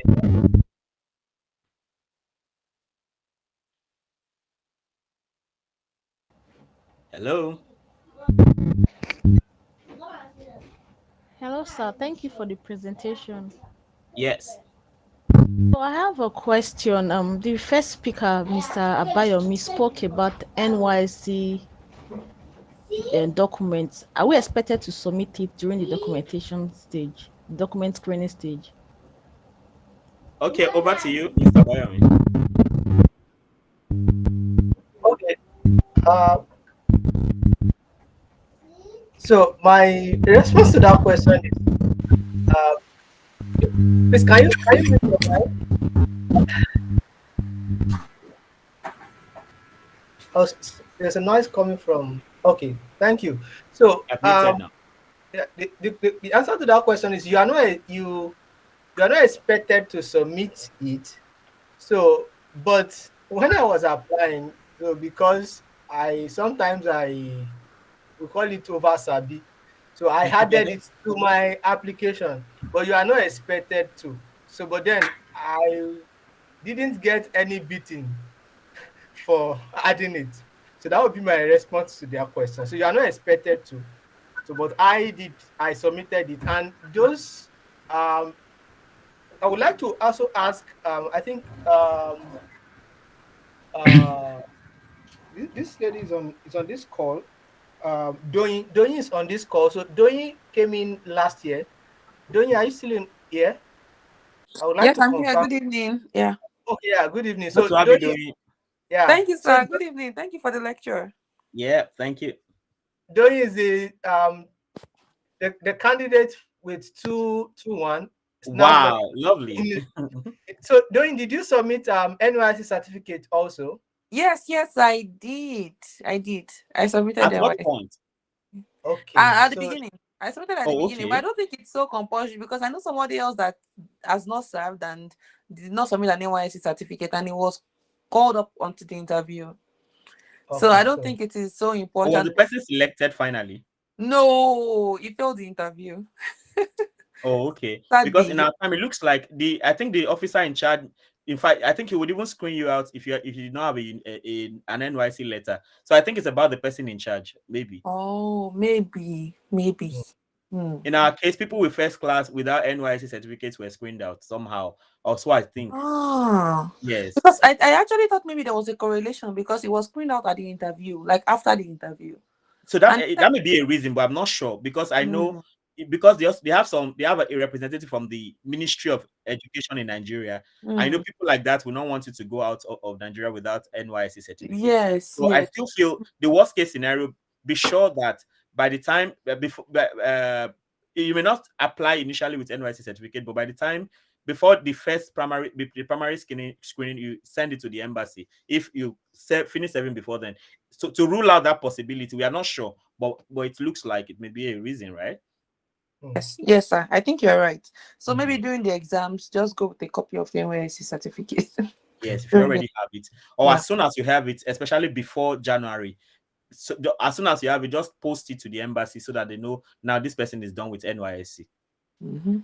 Yes. And if you have it with you, and so and then photocopy is maybe 20 naira. So just but ensure to notarize it also. Yes. So just ensure you notarize it. So I think that settles the questions, right? Thank you. We have Okobo Christina raising her hand. Please go ahead. You just answered my question, sir. I was the one that asked concerning the NYSC. Yes. Oh, okay. Nice. Thank you. Then we have Peter Adepoju, please. Right. Thank you so much, Sars, for the wonderful session. Yeah, so my question is for the documents. So the first speaker was explaining that we need to make 2 photocopies. Yeah. So for the original documents, are we to submit the original document? Because during the for the application guidelines, we were told that if we submit the original document, it won't be returned to us. So are we to submit our original documents? That's my question, sir. Okay, can I go ahead, sir? Sure, please. Okay, so I have before me the list of documents you should submit and the application guideline before me. So now, when you have original, you have your academic transcript, your requested original, certificate original. So you are not expected to submit original, like the original transcript and the only copy you have from your school, and you can't submit your original certificate because you are not going to get it back. So, but for the big envelope where you will be labeling original, so for the transcript, you ensure you now have 3 photocopies. For the certificate, you now have 3 photocopies also. So, but ensure you notarize those 3 copies. So in the envelope for original, what you'll be having in place of the original for transcript and certificate will be the photocopy of those, of your transcript and your certificate. So you can't submit your original transcript and original certificate. Is it clear? All right. Thank you so much for the answer, sir. Thank you, sir. Yeah. All right. We have Olivia Williams. Oh, sorry. Okay, yeah, let's take Olivia Williams. We'll go around all the hands. Sorry. Olivia Williams, please.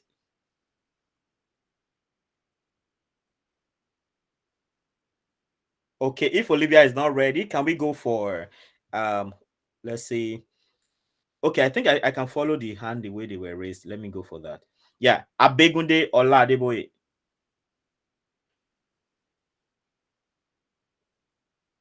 Abegunde, are you ready? Okay, sure. Okay. Yes, I'm ready. Thank you so much for the opportunity. Then to the speakers, thank you as well. So I wanted to ask about, because when the first speaker made this presentation, particularly interested in the embassy track. So he talked about having to go to the embassy like so many times during his presentation, like, and trying to like put everything together is like, I'll have to be at the embassy physically close to 4 times. So let's assume I'm in Adamawa State in Nigeria and the embassy is in Abuja. So that means I'll have to travel to Abuja 4 times during, or is it possible that I can get someone that stays in Abuja that can help me with it, that we just have to send the document to the person and then the person can submit on my behalf? Then my second question is for the recommendation letter. That if are we expected to also submit the recommendation letter ourselves, or is okay? Yes, I think we are submitting it ourselves, but I'm looking at is there a possible way to get the recommendation letter, like, since it's going to be coming from, but then I just want to know the possible ways to make this thing as seamless as possible. So those are my 2 questions. Thank you, sir. All right, Mr. Abayomi, feel free. Thank you, sir. So for traveling, so you will travel for examination, then usually the embassy always ensure the period for interview it's not too far from the examination.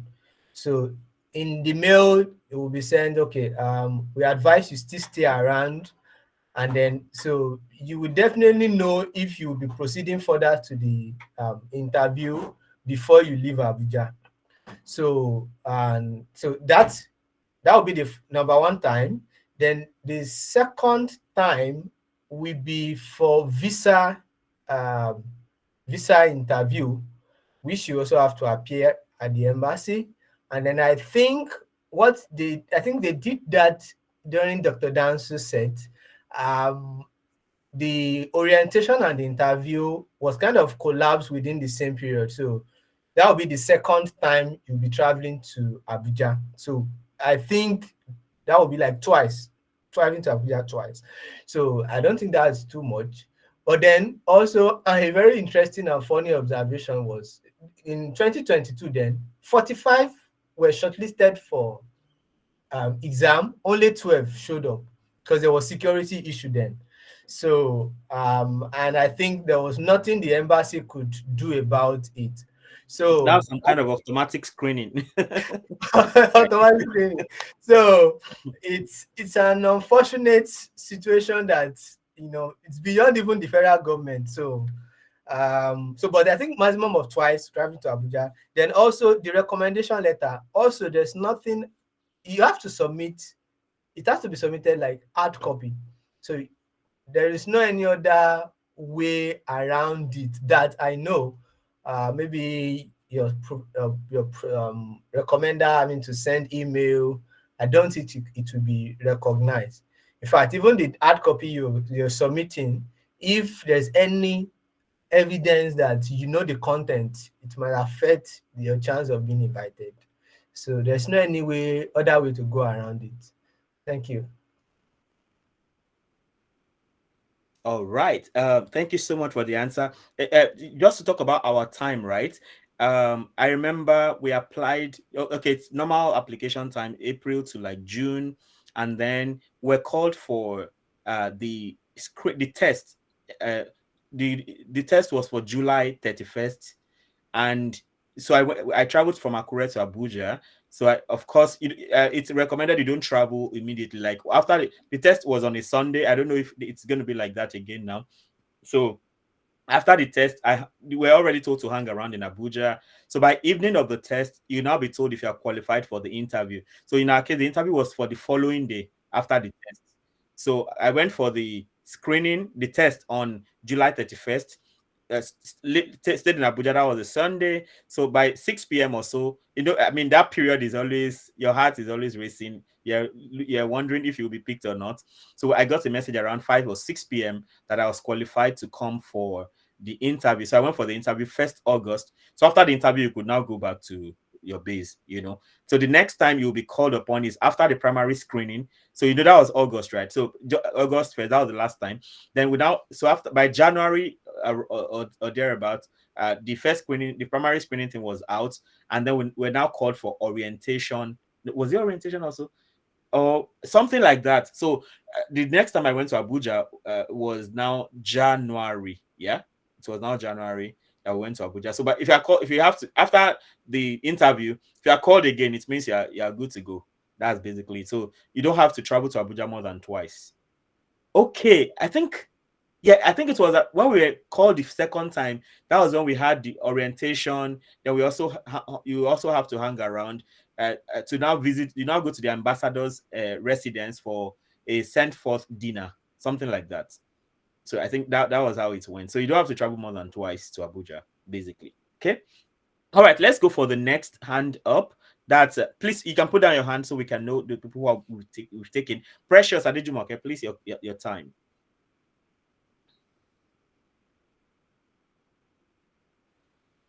Good afternoon. Good afternoon. The question I want to ask is, according to inquiries I made, I heard that the transcript, there is this original that is with the school, I mean the university that we finished from. So that there's this transcript they have with them, and that one they can't give a candidate like a student. So you have to get the student copy. So then I'm confused that is it the student copy that we had or that we collected that we have to send to the embassy or what? Because that original, I heard that is for master's purpose or the rest, something like that. Okay, Mr. Abayomi, please. Sir. So the transcript is the student copy. The one you have with you that is the student copy, that's sufficient enough. So there is this other like transcript like addressed directly to maybe a particular body, and then your school will have to process it, put the address of the university, this and that. That is not what you need. So you only need the student copy. Oh, yes, okay. which you also notarize, I think. Yes, I have to be notarized. Okay, sir. Sorry, sir. I have another question. Feel free. Okay, sir. So the thing is, this MEXT program, is it every year that it is being applied for, or certain, probably every 2 years or something? It's every year. Oh, okay, sir. Thank you. Yes. And I mean, with the mix of embassy recommendation and university recommendation, you have more options. So if you don't get through the embassy recommendation, you can explore the university recommendation opportunities. So, and that's that. So our first two talks were on those things. Oh, okay. Because my Right. transcript is not ready yet. So, and I have Sure. to apply for it. And I'm hearing that it might take up to a month before I get it. So that's why I'm asking. So you can get ready for embassy recommendation, which opens around from what we saw, like September to December. So you can still meet up. The only thing is as embassy recommendation people are going in April, you may end up going in September. But if you don't meet up with this year, then you can just get ready for April next year, where another call will be made, and then you have all your documents. In fact, you are better prepared. So once the call is out, you already know what to get ready for. So by the time the call is out, in fact, you can send your application after 1 week because you have all the information you need. So it's every year as far as you don't get older than 17 for undergraduates or older than 35 for masters and PhD research students, right? Okay, so Amodu Godwin.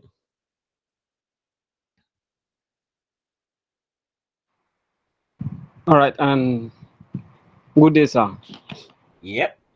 I have like 3 questions, although it's like I came late on the meeting. That is why I'm asking this question. It may seem that you have talked about it.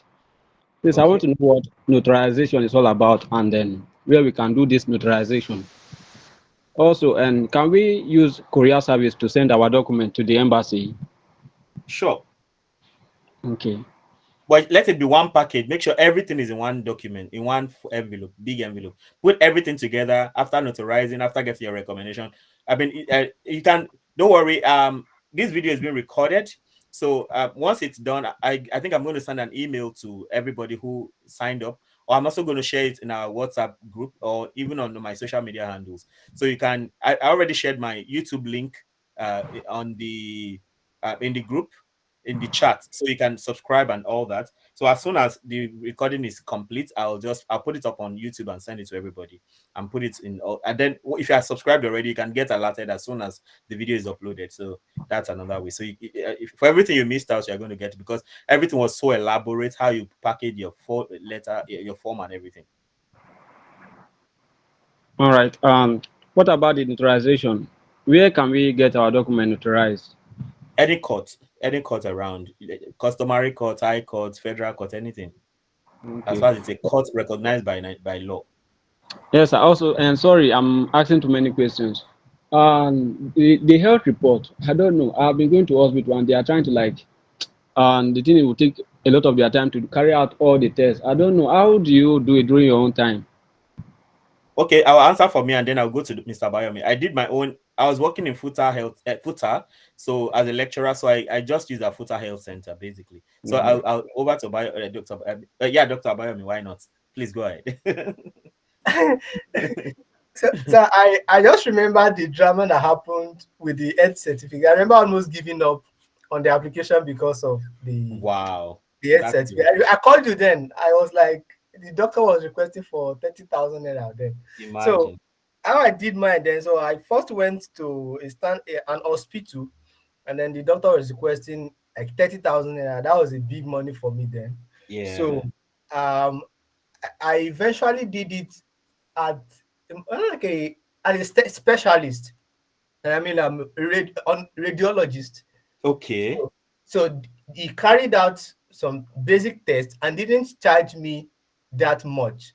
Okay. So, and then he signed, and it was obvious on my medical certificate that he, like a radiologist, signed and then he stamped. So that saved me costs. So I did that in Akure, near Nepa. Yes. Oh, okay. Yes. Maybe Dario Abiola can give us some insight too on how did you go about your own?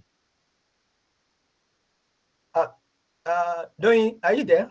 Oh, doing. Yes, Sorry, yes. I I don't know. always have to I'm sorry. omit. I murdered your name. Doing. I thought it was dying. Sorry. I apologize, please. No, it's fine. It's fine. Yeah. Thank you. So that time I was working in OETHC in the teaching hospital. So I Oh, had doctors. privileged people. So there were doctors everywhere. But the thing is, despite the fact that I was working in the hospital, I didn't have the time to do all the tests because there's LFT and liver function, kidney function test. So they were quite difficult to run all the tests, but I had to kind of fast track it. You understand? Because I had doctor as friends. So they helped me talk to the radiologists in the other department. They helped me talk to the people in chemical pathology. So it was quite easy for me to get the results. Although the ones I already knew that I had the proof of, like my blood type, my genotype, I did medical checkup before a year before then, so I already had some results like urine test recently, health, height, weight, genotype, and blood group. So I already had those. So I just showed it to the doctor, like, okay, see, I just did this under 6 months. So he said, okay. So he just wrote out those ones. So the ones I didn't have were the ones I now had to do. Okay. So for people that have been doing health checkup, maybe you can try that. But you go to the clinic and then take all your results, previous results to the doctor, and then I already have these ones. Then you just do the other ones that you don't have. So maybe it will be easier that way. Is there someone currently applying who has done the health check that can share how they went about it? It looks like that's actually a problematic area. Anybody like that? Oh. Okay, yeah. Okay, please go ahead. Can I talk? This is Peter. Yes, please. Yes, please, Peter. All right. So I'm serving in Ebonyi State. So there's this teaching hospital in Ebonyi State. I went there, though the process was long and everything. So a nurse referred me to the government hospital in the government house. So that's where I went. So they've collected all my samples and I'll get the certificate by Monday. So they didn't do all the tests like Dr. Dane said. So I had some of my tests done last year, for NYC and all. So I just showed them the results. So the ones I do have, they just took my samples and they were okay, they will do this one. And they didn't charge me much, though might be a little bit, but they charged me 20,000 naira. Okay. So it's like that health part is a problematic one. So you will need to spend some money. So don't make sure you don't you have anytime you're applying, right? Make sure you do that. In fact, you can even start your application with that. Now, one way I live my life is I try to take care of something I don't have power over. So since the health thing may be problematic, your recommendation and health, you can even start with those if possible, so that every other thing that rests with you, recommendation, health, and notarization, they are out of your control. So try as much as possible to get them over with fast, to get them done fast, so you can now focus on what you can do. I think that helps, right? So, but one thing, don't be discouraged. Can you imagine not having Dr. Abayomi talking to us right now? I'm calling him Dr. already, I don't care. So, like, can you imagine not having him here talking to us right now because of health problem, health screening? That would have been so annoying, right? So, yeah, thank you so much for the questions, Amodu Godwin. We go to Olivia Williams, if you're ready. Okay, I'm ready. Good afternoon, all. Good afternoon. Thank you for the lecture. This is a wonderful moment for me. Pleasure. Because I'm currently applying for the embassy process, and at some point I got confused, with the the medical fitness area that we just talked about. For me here, I'm based in Anambra State, and it has cost me more than 30,000 naira to doing the test alone. Wow. Yeah, so that really kind of discouraged me, but I picked up courage again. Very And good. the next area of problem that I have now is the research. I'm trying to go for data science, because I have in my first degree I studied library and information science, and I'm trying to go for masters in data science. and then I've looked for some universities, but then I just want to, I trying to tailor out the research plan that will kind of stand out, trying to use ChatGPT, using my own initiative. I sometimes, like at some point, I got a bit discouraged because I do not have a sample kind of template to look out for, to I've searched online on how to kind of table it so that it will kind of stand out. And for me, when I'm going for something, I try to make sure that I do all that is needed so that I will, have possibilities of being among those that will be selected.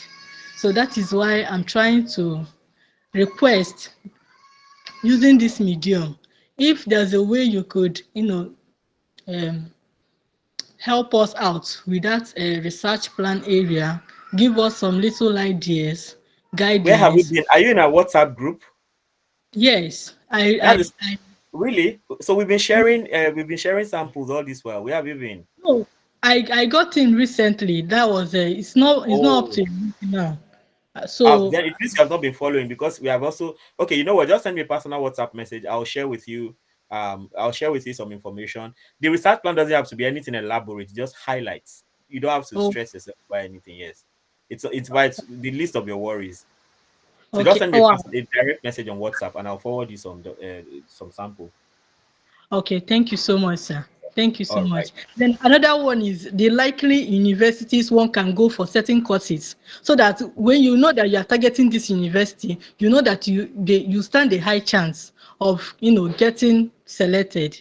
I would also like get help in that area as well. Thank you so much. Really, Yes, I I'm think really for that, right, it's still your call at the end of the day. In my case, what I did was, I did maths, industrial mathematics bachelor's degree. I did my master's in Nigeria in FUTA2. I did optimization, still industrial mathematics. So by the time I was looking for PhD, I had three top areas. My number one was financial mathematics. My number two was mathematical biology. My number three was mathematical optimization. So I was looking. So what I just did. How I finally got my professor was I just Googled all those three. So I googled mathematical finance. Anybody I saw, I think I didn't see anybody for mathematical finance in Japan.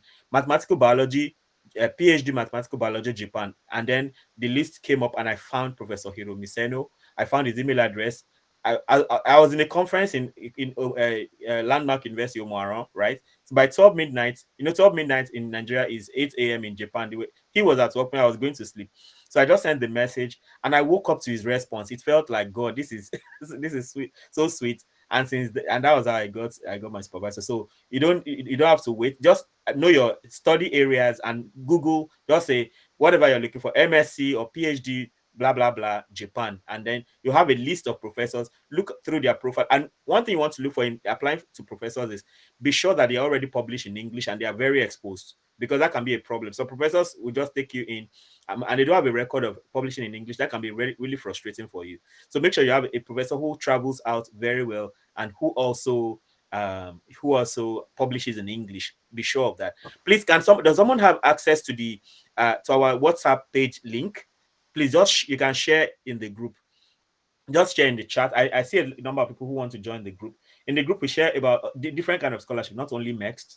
We also talk about all kinds of scholarships. In fact, on my YouTube channel, I already have some videos of past webinars. I think I made an elaborate one on all kinds of scholarships like that. And yeah, thank you very much, Dr. Abayomi. I think I should just stick to that. So please, you have the link in the chat. No, they laugh now. Now you're title. So we have the link in the chat. Just click on it and you're in the group straight. So there we share opportunities about jobs, about scholarships, and things like that. All right. So we move on. Please, if you have answered that question, please drop your hand so we can see the next please, person. the final request, please, okay, sir. Please. All right. I want to make a final request. I want to request that you open a Telegram group where when someone that entered newly can get access to the previous information, that was treated. Makes a lot of sense. Thank you for that. I never thought about it. Okay, All we'll right. work on that.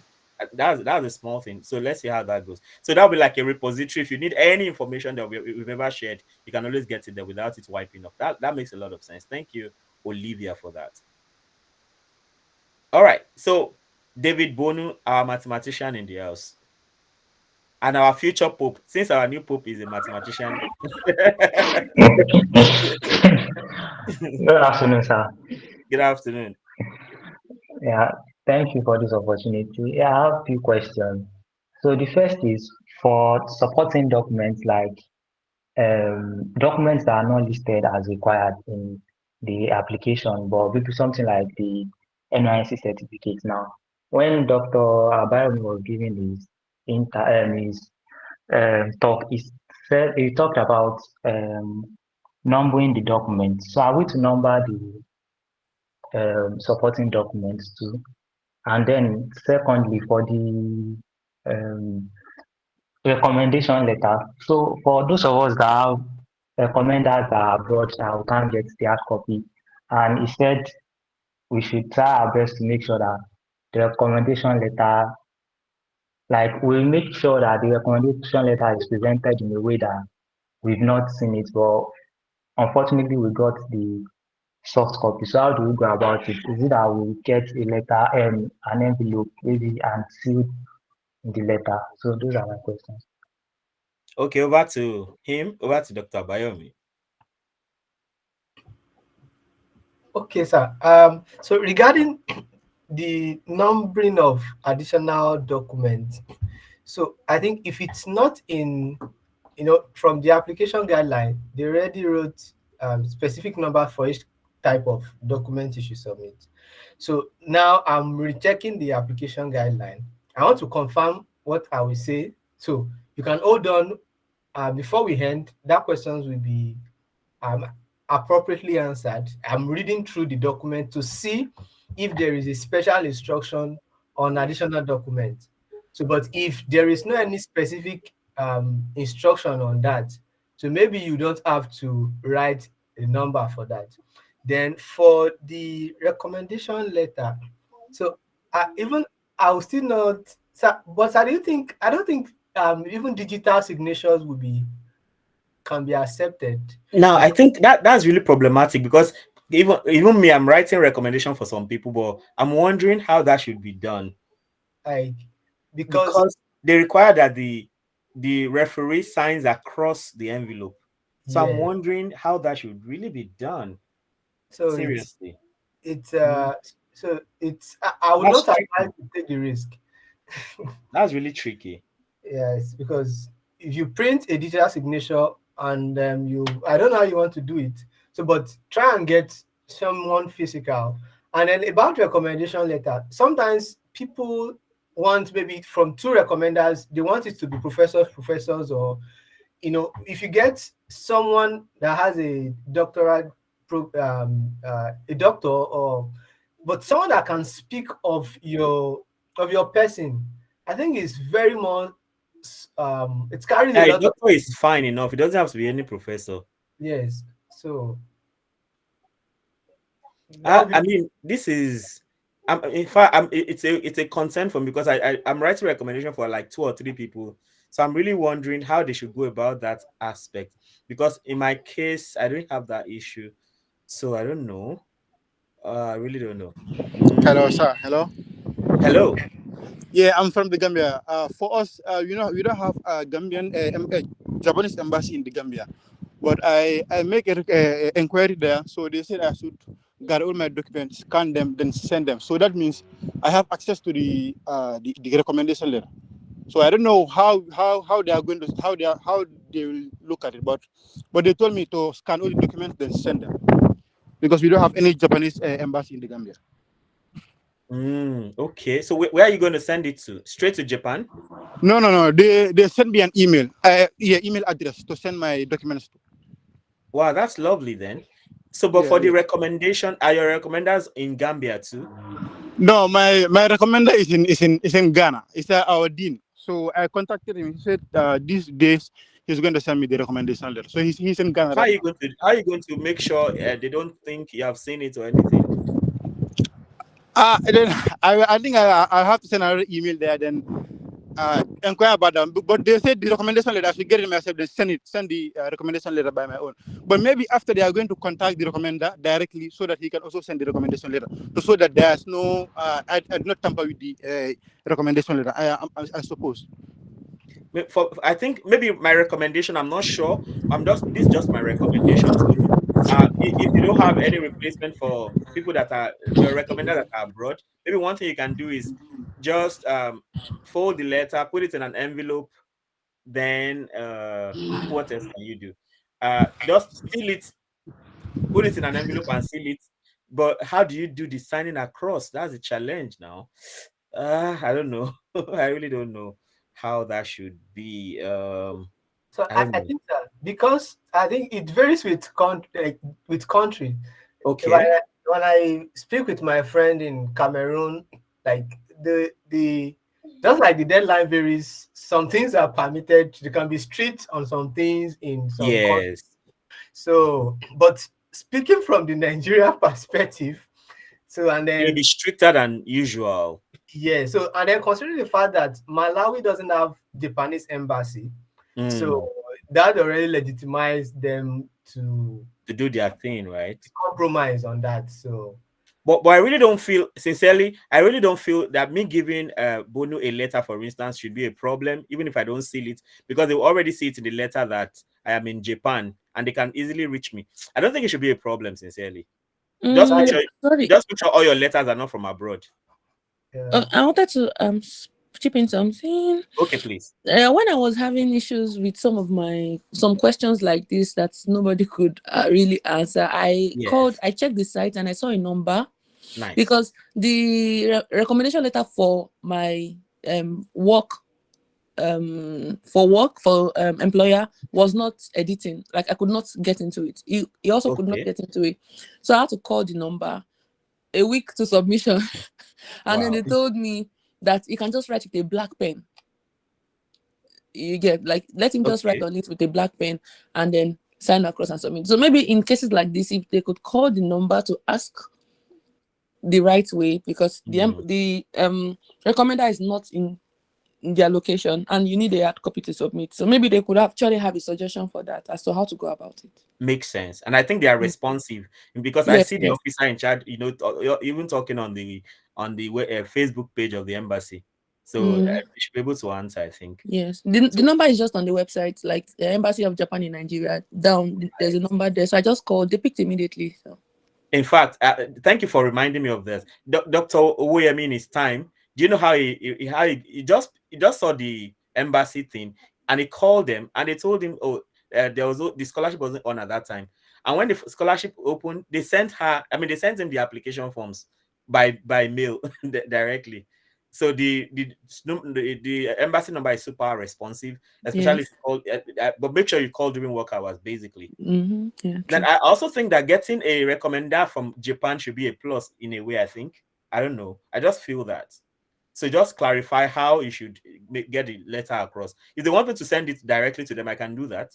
But okay, that also reminds. But the time is my challenge. I don't know how fast the letter can get to you. So I can do it here, put it in an envelope and stamp it and send across. But I don't. But there's no time. Maybe that's the challenge. We can talk about that later. Then talking about extra documents, I remember one thing about Japan is they want to know everything about your life, starting from your birth certificate to your marriage certificate. Then we had his son. We had to even include his own birth certificate. So I went through my document and I discovered those ones. I didn't write any number on them. Maybe I just for the ones that are numbered, just number them. For these ones, you can clarify from the embassy, or you can just. I remember I notarized my own birth certificate, every other certificate in between, some awards I got, and all those things. I notarized all of them. I made photocopies and notarized. And then for our marriage certificate, because I knew I was going to come with my family, our son's birth certificate, then I had to do all of those things. Those ones did not require numbers. So any documents you have, awards, birth certificate, marriage certificate, your children's birth certificate, and all of that, notarize also and include. But I did not write numbers on them. Maybe you just add them after numbering the numbered ones, just put those ones as addition. Or you can also clarify, like we got the suggestion from doing not quite long. Okay. I think that helps. Oshijinore, it's your turn now. Hello, are you there, Ajibayo Oshijinore? I'm here. All right, sure. Yes, thank you so much for the session, sir. You're welcome. So, yes, so I want to clarify, like for the documents, even for these additional ones, if I'm understanding the conversation, it means what to notarize all of them to submit them. Yes. Okay, then secondly, sir, I wanted to ask him concerning the original document. I think somebody asked it earlier, but maybe I'm not so clear on it. So, for example, I have my transcripts that I collected from school that has a biro signature. So Okay. I will take that as my original copy now, right? So But the one can you afford to part with that? no, not quite. I'm not sure. Can I part Yeah, with it? I think the insight we got on that is that so for your certificates, your awards that you cannot send the original copies, what you do is you make 3 copies. You are required to submit 3 copies of each document. So you make 3 photocopies of that original and notarize. The work of notarization is to make something that is photocopy to look to be original. All right. So for things you can afford to part with, put the original. But for things you can't afford to part with, make photocopies and notarize all the photocopies as your and then you use 1 copy of that notarized photocopy as your original as part of your original document, and then the photocopies notarized will now be part of the other 2. Does that make sense? No, sorry, sir. That's where I'm actually getting the confusion. So am I notarize? Okay, for example, now because the notarization too, they usually use their own biro to sign. Right. So am I going The to original you photocopy? cannot part with, don't submit that. So make 3, okay, imagine let me try to see an original document you can part with. The forms you have filled, right? Do we Yes. notarize the forms too, right? I think we notarize the forms. Not really. I didn't notarize Yeah, mine. please take it up from there. It's like I'm missing things up. It's like I'm a cake in that regard or something. Please go ahead. I notarized my certificate and my transcript, whatever certificate I had, but all the documents I printed from the website, I didn't notarize any of them. But anything coming from me, I notarized them. So I don't think I was forging my certificate. Please, can you clarify about submitting your original documents that you No, cannot? like every document that came from me, I photocopied them because I could not part with my original document. Oh. Like, no matter what, do not part with your original document because they stated it clearly in the instructions that you should not submit your original document. So make sure you photocopy. Okay, no, what I'm asking is that, for example, when they notarize, they use their own biro to sign. So my question is, like, for the 2 photocopies, either I will photocopy that one that has been signed, or I can just make them notarize 3 of it. Yeah, it depends. It's your choice. But they just did one of mine with a stamp of the Federal High Court. Okay, so there okay, has to be okay. a stamp and a signature. Then you can now photocopy that one into 2 Okay. other places. So it's your Okay. choice. You can make them notarize, but it's better for them to just notarize one set, the original set, and then Alright, photocopy it because that was the instruction. I think that's a lot of clarity because there's always this question of, sometimes people are afraid and they just want to make all photocopies and then notarize everything, and that's a lot of money. So we have got insight. That's from our latest scholar that get your documents, make photocopies of those documents, notarize one of those documents, and then now make 2 photocopies of the notarized. That works. Makes sense. All right. For my last question, sir, concerning like the first course you plan to take in Japan, we don't have research students on the options. So all we're having is non-degree or non-regular. So is that the one we're picking since we want to do the 6 months before starting, or? Oh, there's no research students in the form? No, there's no research students. It's just non-regular, master's, professional, doctoral. I'd rather see the floor to the latest people. I don't know. Dr. Abayomi, should I talk? Dr. You're very Abayomi, Stop. Now you be on board. Now you be freshest scholar. Okay. The thing is, non-regular students. You said non-regular, right? Yes. Okay, non-regular is the same as research student. Lovely. So when you come in first, me, I didn't come in as non-regular because I came in regular. That means I did not do the 6 months Japanese course. So if you come in non-regular, it means you first take the 6 months Japanese course and then you be a research student before you can now apply to do your masters.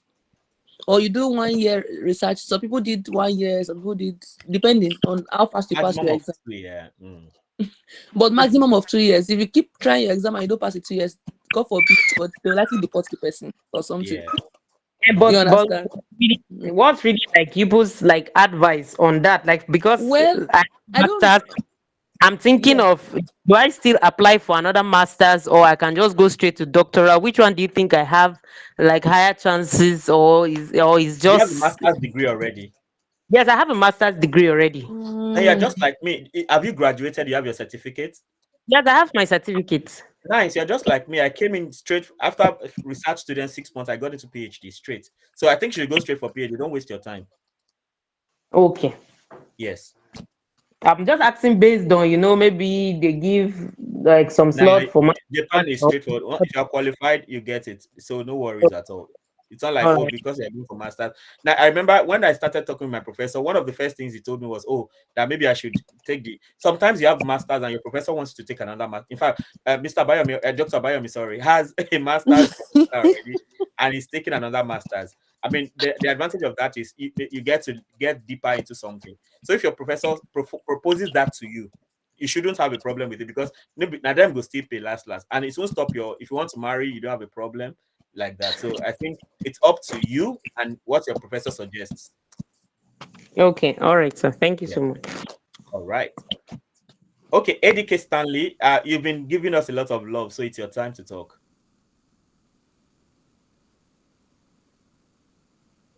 ADK Stanley, please. Hello, everybody. Good afternoon. Good afternoon. Your voice gone gentle again, gone cool. Interesting. Thank you so much, sir. I've literally been waiting to join the meeting for so long, so I didn't know when the whole thing started. But thank Yeah, you did for you sign sharing the up? Did you register for the stuff? Yes, I did. Yeah, I sent the link like 4 hours before or 5 hours ago. It did not get to me. That was why I made a report on the WhatsApp group. But thank you. Maybe You your sent email it. address was not correct because I saw some email addresses. I had to add at gmail.com myself. Maybe that didn't still work. So I suspect I had like 4 issues like that.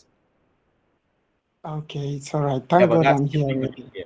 And then you can always get the replay. Like we are recording, so it's going to be on my YouTube channel. I've shared my link.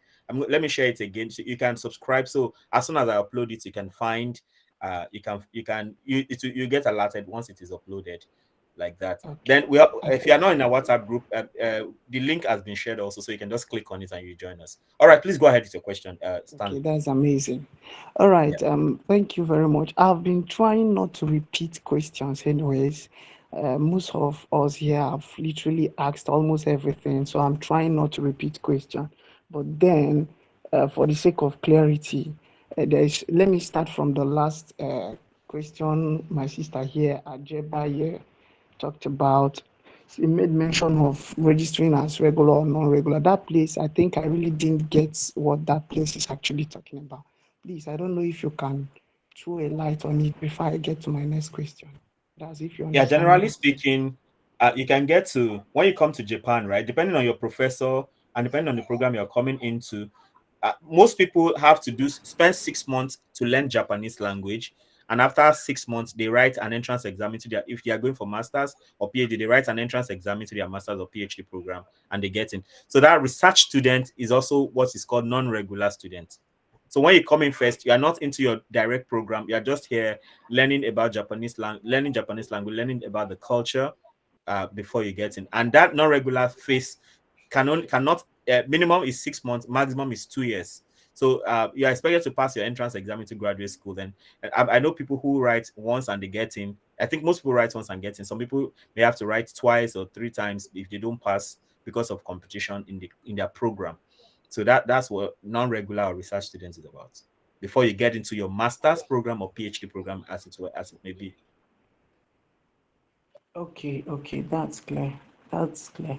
And the next question, like I said, maybe it has been answered, but I'm trying not to repeat question anyway. I heard you people made mention of some other of our documents. Like myself, my first degree is economics, and what I'm going for is data science, data analysis, and I've practically had some courses in data analysis with certifications. So I don't know, should those documents also be added, like my supporting documents? Yes, I think back to Dr. Abayomi. We've not heard your voice for long. So I think it's a peculiar case, and you must be ready to defend your cause. And I mean, they must see all evidences that why is this person transitioning? Why? So in some of the ways, in the ways you will answer some of the questions in the application form, you must convince the reviewer. So, and then like you are suggesting, I would recommend you also add those certifications you have, and then defend your cause very well in some of the questions, in the way you will answer some of the questions in the application form, so they can be convinced. So you can link like economics with data science. So like we have a friend, I think Sullivan. I think I think he studied um, uh, this international relation. Yeah, international relation. That's very, very strange. But I think he was able to put in a strong application and he got the scholarship. So add those documents and defend your cause in some of the questions. I think that's a very nice question, really. Sincerely, out here, people don't care about what you have done, what you have not done in the past. As far as you can convince them why you are coming into this program. I have several examples.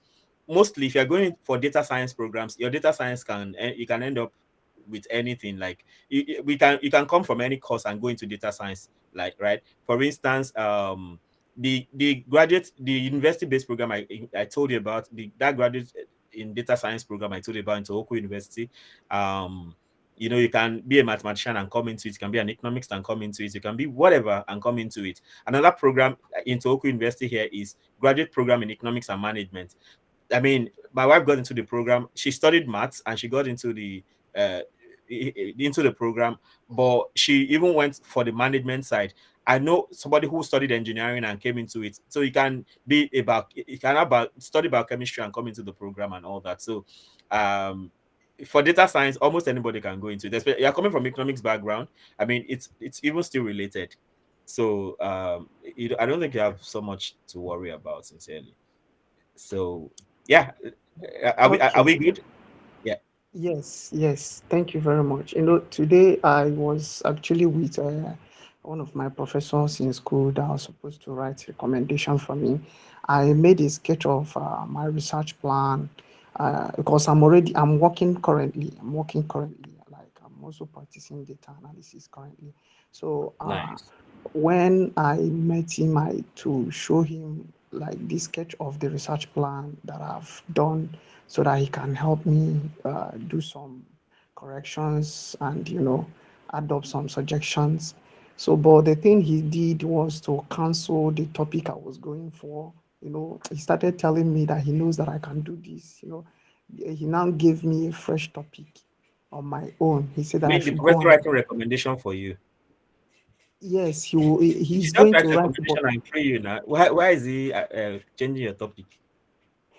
I don't even know because even when I was still in school, when I brought when I wanted to do my project, he also changed it and gave me his own. So although he used that means to teach me a whole lot, even in econometrics and all these things. So when he changed this one, I was like, that's what I was just kind of telling myself. So I don't have enough time again. To still go back. He said that I should go back and do it and return to him so that we can work on it together. I said, okay, sir. Is the professor in Japan? No, in University of Nigeria. But does he know he's writing recommendation for you to go to Japan? Because the person seems to be waiting for you to come back and be with him. Yes, he knows. So the whole thing, I just pray that God will help me to meet up. He knows. Not a problem. Whatever proposal you write now, it's no guarantee that. I know most of us here that have been here. Maybe I'll go around and ask everybody who is here now. I remember the proposal I wrote. My thesis was totally different from the proposal I wrote. So the proposal is just to be able to articulate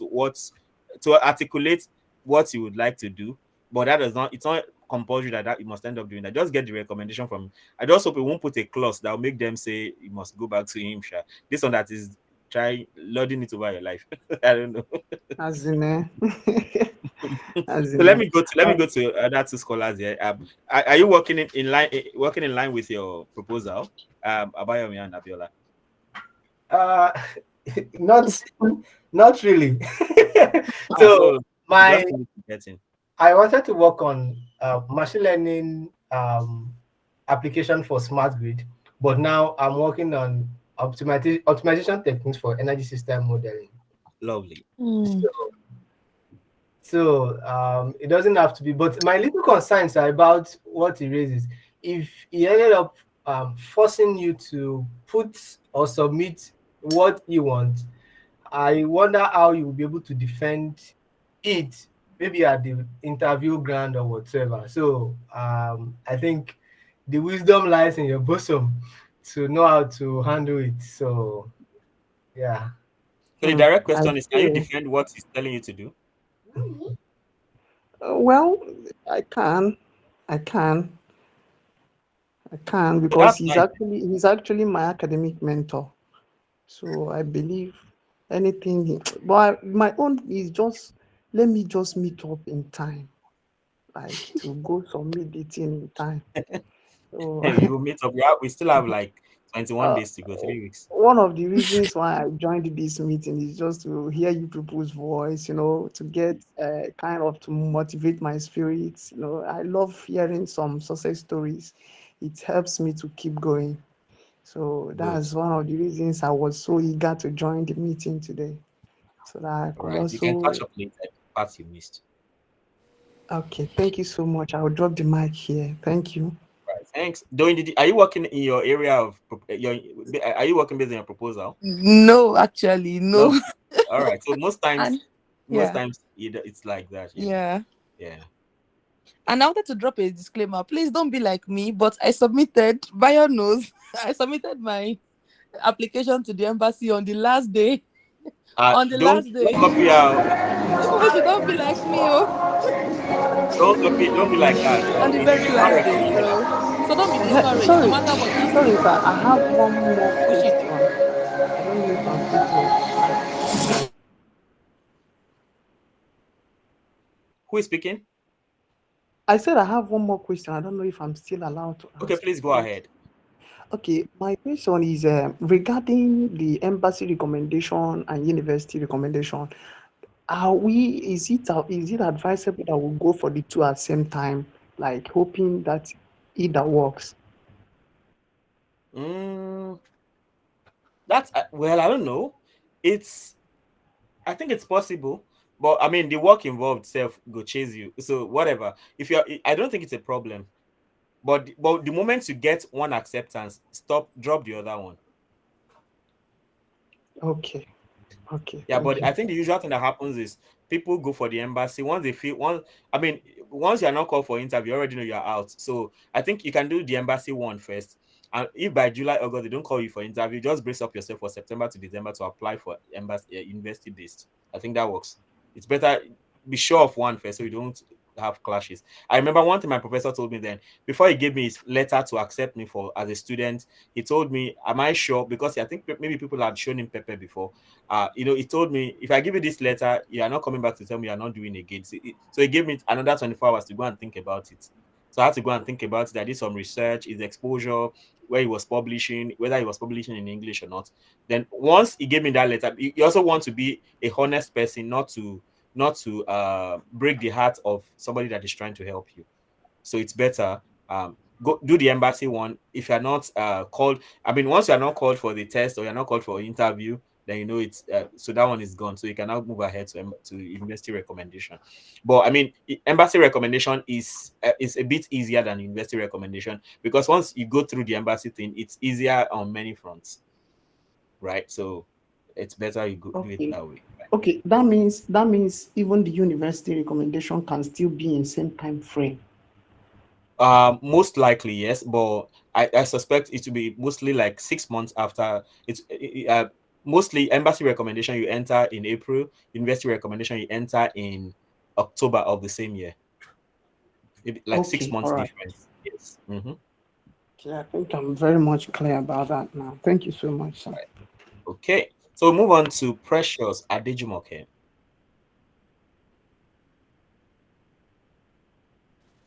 Precious, Hello, good afternoon. good afternoon. I have to use Precious phone to ask my question because I'm having issue with my phone. Okay, please. I have just two questions to ask. I want to ask that is it necessary for us to get a naturalization to notarize our documents in the same states in which we schooled, or we can just do it in any other states where we are living? Anywhere in Nigeria, yeah. Okay. Right. I also want to ask because I studied computer science. I'm serving copper and serving Nigeria Police Headquarters. Okay. And I did during my final project when I was in 500 level, I did design and implementation of prison management system. So I want to Okay. ask for this master's program, must I still major within the same the topic in which I did, or I can just divert to something else? Yeah, you can divert to something else. My wife studied industrial maths bachelor's degree. She studied masters in management, and she ended up a PhD in sociology. So it is in Nigeria that we have very strict rules that if you do this, you must do that. No, like as far as you can articulate why you want to change course, feel free. And computer science is very flexible, right? You can end up in finance, you can end up in health, anything. Just articulate it properly. All right, thank you very much. Yeah. One last question. When I was going through the guideline, I saw a write up there that says something about dependents, like someone can bring a dependent after being there for some time, and you can just send an invite, probably for a married couple, stuff like that. Sure. We are living witnesses. Doing is that as your dependents coming? No, not Is Okay. inside. Dr. Bayo. Our dependent is already inside, so Interesting. Oh, our dependent was here already before. Oh, yeah. shit. I love that. And So in my case, right, I was already married when I applied, and we already had in fact, our child was born the day when I was returning from the interview, right? So or when I was returning from the interview, yes, so so what happened was I came in, and 2 months after, my family came to join me. And one beautiful thing about Japan is that once you are a MEXT scholar, and you have a wife or a husband, or you have children, so you just come in here and get a certificate of enrollment. Eligibility. Thank you. That's my wife supporting me back right there. So you get a certificate of eligibility, and then it's almost automatic as far as you're a scholar. So if you have a wife, another thing is Dr. Bayomi, his own case was a bit different. He had a babe, but he wasn't married. So he came here after like 1 year, he got married, and the babe is in Japan now as we speak. So it's that easy. Okay. Will the person be coming based on the same program, and will the person be allowed to work? Of course, the person will Because be allowed to work, and so I mean, like in Doyin's case now, I perceive that he's. I mean, let her speak for herself because she's of age. Please don't mind Dr. Bayo. He's just joking, actually. So Really? Okay, tell us your story. No, we didn't bring. I didn't bring somebody from Nigeria, actually. So But he came to meet somebody. no, no. Well, I came separately. So, but there's somebody waiting, right? Something like that, yes. Okay, but her case is even different. It's like, is the person a scholar too? Yes, it was a scholar. So he just led me through the procedure, just like this, how to do this. So there was no official letter binding.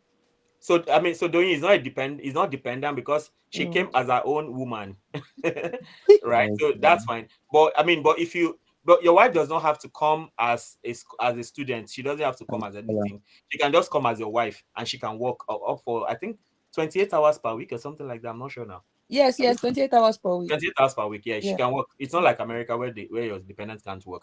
But the beautiful thing again is that, my wife came as dependent, and now she's a PhD student. I mean, and now she's an assistant professor, interestingly. So she came as dependent, and after 1 year into my PhD, she also enrolled for one beauty of dependent is also that in my university, I don't know if it's like that in all universities across Japan. So once you're in Japan, you can get into a master's program, and you don't have to pay school fees. You just keep applying for fee waiver. Because I'm a student, then they'll just look at our earning, and they say, oh, because of your earning, we can waive 100%, or we can waive 50%. She gets 100% waiver as while I was a student. But now that towards our final year, we had to pay. If she had applied for a waiver, maybe should have been given like 50% waiver or something. So I mean, she doesn't have to come as a student. In short, she can come as your wife, and she can work for 20 hours per week, and she can enroll into it. She can go to school. She can do anything she wants to do. Thank you very much. I really appreciate it. Yeah, thank you. Udochukwu Gospel. Good afternoon. Good afternoon.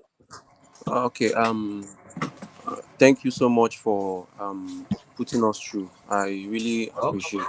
Yeah, I actually have a few questions. So, yeah. Right. Apart from the NYSC certificates, are there some other certifications that actually can boost one's chances? Yeah, first of all, Japan is all about documentation. So from your birth certificate, you want to be able to explain every aspect of your life. Your birth certificate, your primary school certificate, your secondary school certificate, junior school certificate, senior school certificate, university certificate. There's a gap in between the certificate for that gap if it's available. They want to see all of that. Okay. And if you have awards, those persons mentioned their documentation. If you have awards, like I had a couple of awards starting from primary school, maybe best in Lagos State, JET competition, this and that. So those can also boost your. If you have them, include them. Yes. Okay. For the proposal, like I don't know how many pages is actually required for the proposal writing. The proposal is very simple. They just need highlights. If you are not in the WhatsApp group, please join. We can show you samples. Just highlights. No, I see people writing thesis for proposal. They just need highlights. The whole thing it's hardly half a page. Just highlights, basically. Yes. Okay. And I've actually defended my MSc thesis in University of Ibadan. So, but yeah, we are still waiting for our convocation by November. So I don't know. Though it was actually PhD I wanted to go for, but I've not gotten my certificate or transcript. So I don't bank on anything that you already have with you. You say? Don't bank on anything you don't already have with you. Okay, so you cannot go with your parcel before May ending. Don't worry, don't bother, don't bank on it. Okay. Though I'm actually trying to opt for another MSc program though. Fine. That works. Okay. So I think that was the thing Dr. Abayomi did. Okay. Yes. Okay. All right. So he's doing another MSc now. I think his MSc then he didn't already. Maybe he can give us more light on it. I think he didn't already have his certificate for masters then. Do you want to tell us about that? Yes. Okay, sir. So in my case, then, Mr. God, can you please mute? There's a background noise coming. Okay, thank you. So, there was ASU strike then. So I was currently doing the masters in FUTA then. So by the time of application, there was no certificate. I did not have the certificate. I've not even finished the master then. So I had to enroll for masters for the MEXT Scholarship. So, but towards the before departing from Nigeria, I was able to finish the masters in FUTA then. So, but then you apply with that, right? No, I didn't apply with that. So, but then sir, there was I think there was someone I later spoke with of the possibility, if you are very sure you will get the certificate before if you are sure you will get the certificate as soon as before the application closes or so, you can put it, but you have to be sure. But I think being sure is one of the difficult things to do back at home. So Exactly. I would not advise that risk for anyone. Yeah, my recommendation is anything you don't have by the time you are submitting, forget about it. Okay. Thank you so much. I appreciate. Yeah. So the only one I can excuse is if you can, even after submitting, if you are still serving, be sure that you can get your NYC certificate before you are called. Well, I don't know. I think I gave an idea about that before now. As soon as after you submit, as soon as you have your NYC certificate, I recommend make photocopies, notarized and signed also. I don't know. Or you can call the embassy and tell them about it. I don't know how that should go. Does Doing has a light on that or about anybody? For NYC in particular, I feel that can still go after submission somehow. I don't know why. I'm not too sure, sir. Okay. So for the people that submitted that did not submit immediately, I think we have cases like that. At what point did they submit the NYC certificate? I might need to. Okay, so maybe for those on the WhatsApp page, I will respond to this. I will ask Sullivan. Sullivan was serving during the application, so I eventually got the scholarship. So I would ask him how it went, and then I will drop the response on the WhatsApp platform. Nice. I think I have a light now. I remember that if you are called for interview, if there are missing documents in your application, that maybe that as far as you are called for interview and you think there's a document you now have that will help you, you can take it along for the interview. I remember that I remember I took some of my published papers for the interview. So if after submitting you now have your NYC certificate and you are called for interview, good for you. Go with every document you think you don't have and go with it at that point in time. But I'm not sure about things like MSc though, because that would be like you're applying for something else. So I don't know. So, but just go with everything you think can boost your application at that point, because they cannot ask you that, oh, do you already have this? In fact, if you already have a letter from a professor from Japan before you go for interview, the interview is a nice time to take the letter along. So I think that helps. Gospel, are you good? Yeah, I'm good. Thank you, sir. Okay, nice. All right.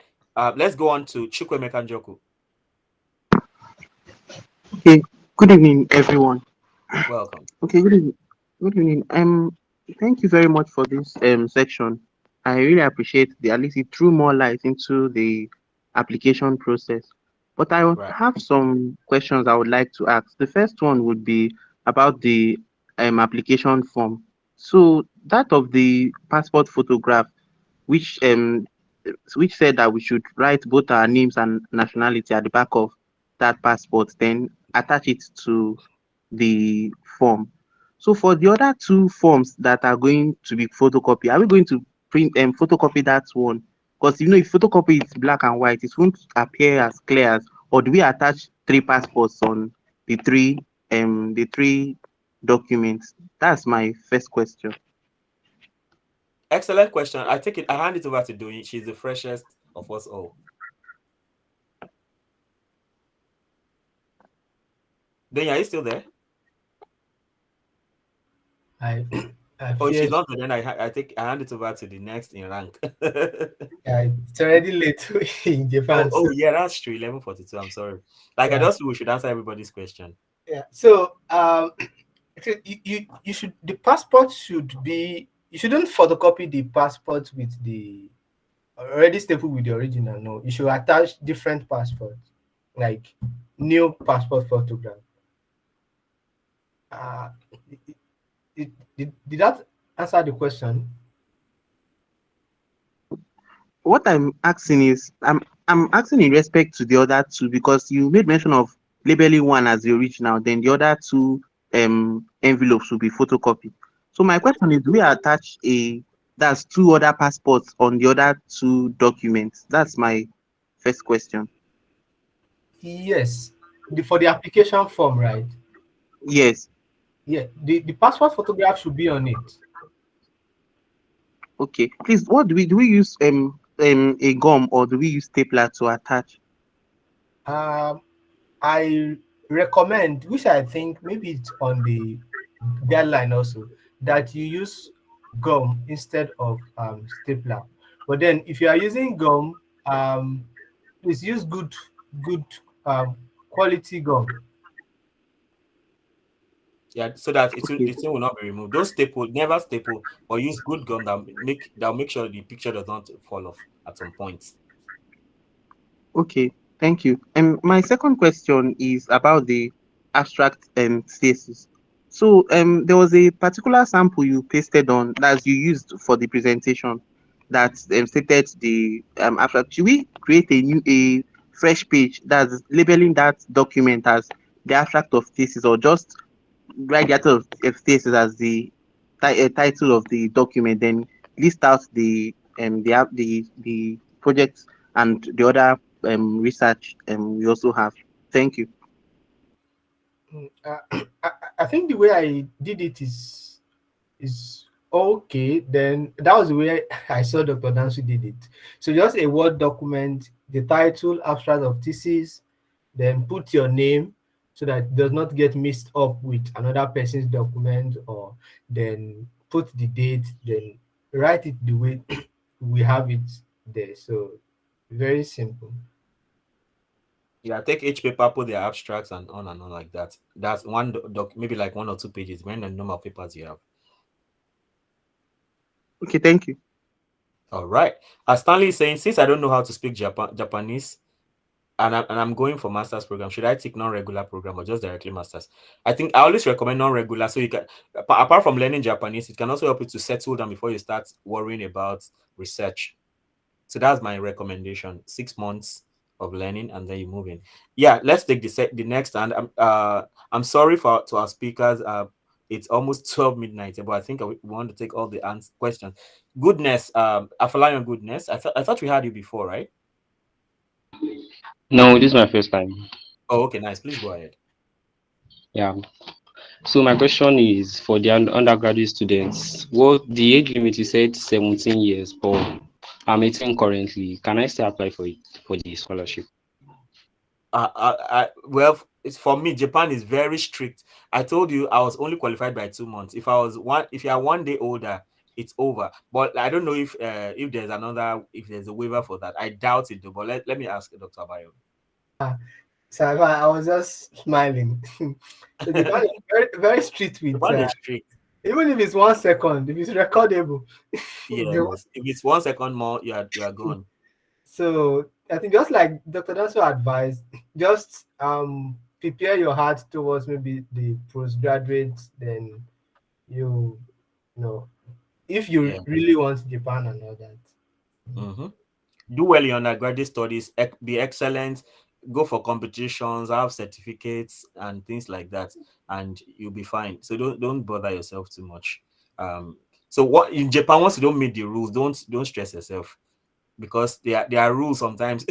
Sometimes for me, I'm even frustrated, like, doesn't this, some rules don't make sense, but you just have to follow it. At least to me. So yeah, that's how it is. Ashraf Shinkafi Umar, are you good? Afolanya, are you good? Goodness, is that good enough? Yes, I'm here. Thank Okay, you. lovely. All right, Ashraf, please. Shinkafi. And good afternoon. Good afternoon to you. Okay, I want to make 2 inquiries. Firstly, is on how would we be submitting our documents, in the sense that would our original documents be in a different file with our photocopies, or would they be together? And also Dr. Abayomi about said the sorry. Okay, go ahead, please. Okay, about the passport we're supposed to attach, I read on the application guidelines that if you have a digital copy, you could actually paste it on the application form. I don't know whether we could do that also. Yeah, So that's the question there. Yeah, over to our speaker. Thank you, sir. So I think I'll start the second question. So I think, remember when I was making the presentation, I said there are some things that I passed on as I received them, and one of them is the passport. Please don't do the digital, like just put normal passport. That's an advice. So then for the packaging, so you arrange all the originals from. So another thing, don't arrange the document. Put number 8 first, number 7 second. No, arrange them according to the number. Put them in an envelope, like a brown envelope. Then the first photocopy, another brown envelope. The second photocopy, another brown envelope. Then get a bigger envelope. Put the 3 there. Then ensure you label each of the brown envelopes. Okay, this is original copy, this is first photocopy, this is second photocopy, and then you seal. So then submitting now. I think Doyin was trying to call our attention to something. So please try and submit. If the deadline is 30th, try and submit before 24th. Very important. In fact, I later realized my documents got to embassy 1 hour to deadline. Wow. That was risky. And I sent it from Akure on Tuesday evening. So wow. DHL took about almost 3 full days to deliver to Abuja. So give a week allowance to it to avoid. Minimum. Yes. So Doyin almost fell victim. She had to use public transport. Wow. Yes, it was very funny. That was risky too, right? So please, let's not. Even the other person that Johnny came together with, AY, he already gave up because DHL told him it's going to get there late. So I just said, okay, just submit, because you've done so much. So please try and submit before 24th of May. 24th of May. Very important. I mean, you don't want to waste all your efforts, right? Thank you so much. We have the last question, Yusuf Muhammad Lukman.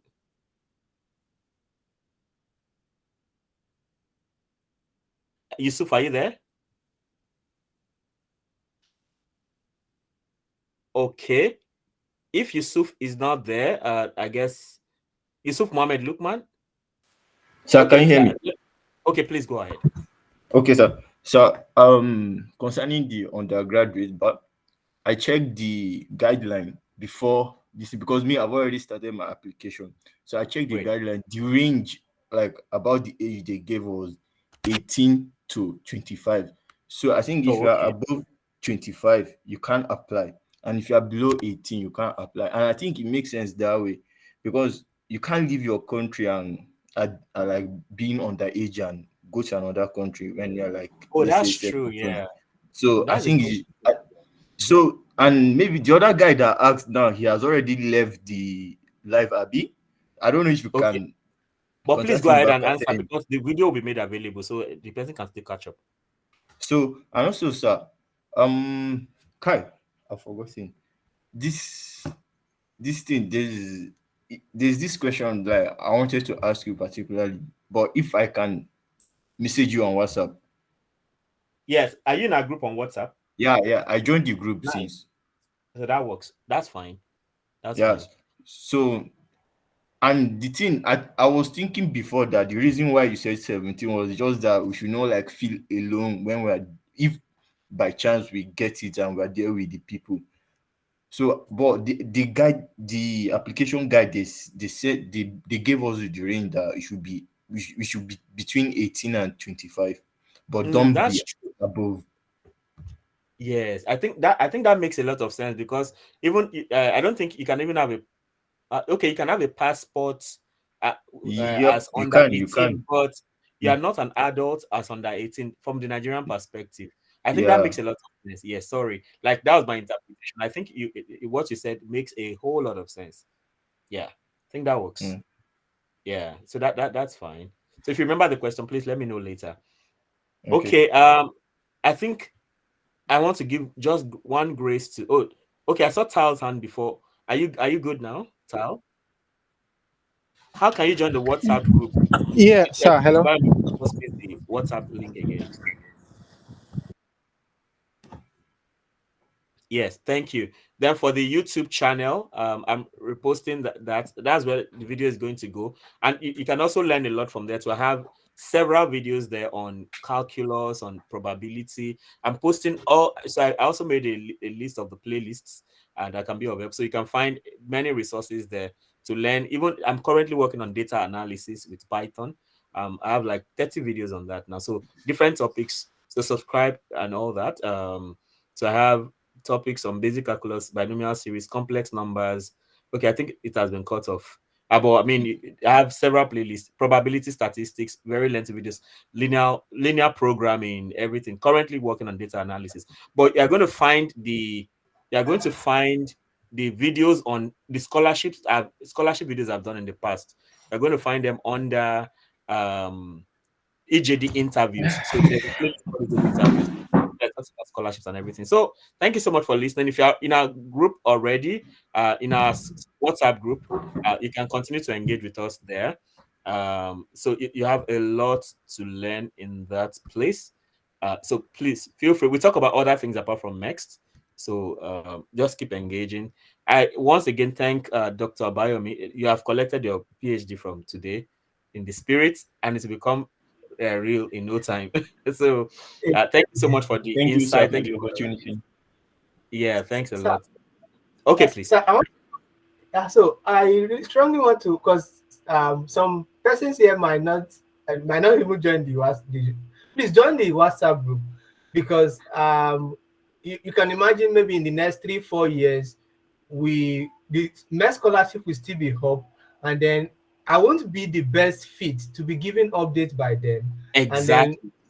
if you win, so if you've been invited or you eventually win the scholarship, please join the group, message Dr. Dansu to just keep the community, so that updated information can be given to other generations to come.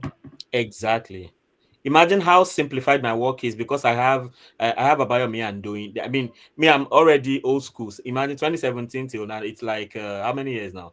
It's like 8 years. So, but them they have fresh gist that they can give you how things have changed over time. In fact, they applied during. I think Abayomi applied during COVID, and that was another ball game entirely. So they had to do some things on Zoom. So many things were not certain and everything. So I just shared the link on my YouTube channel now, where you can find past videos I've made on scholarships, general scholarship, whether it's America or anywhere.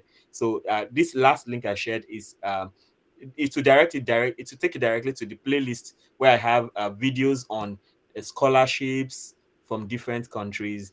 Where I also talked about job opportunities and things like that. So, and of course, you also have access to some of the books I've written that are on Amazon.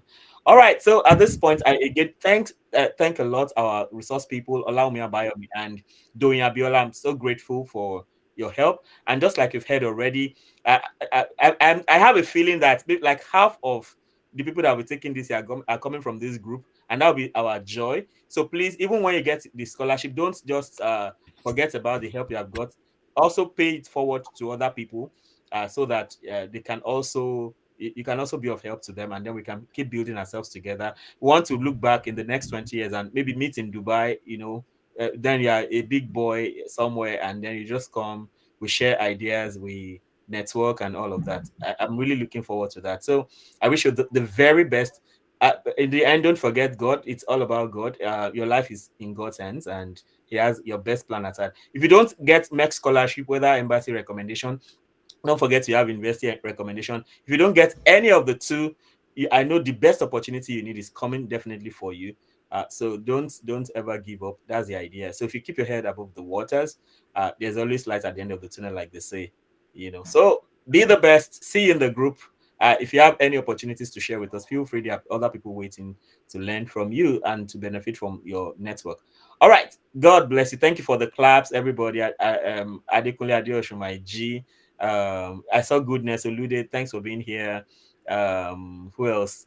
Yeah, David Bonu, and for James Tosi, Uyi is a beast also, and so on. So please watch out if you missed some part of this. Wait for the video. I'll upload it at some point very soon, and then you can catch up with that. So thank you for those who have subscribed to the channel already on YouTube. If you have not subscribed, please go ahead and do that, and you'll be alerted once the video is released. A summary. Doyin Abiola, our senpai. God bless you. See you next time. Bye.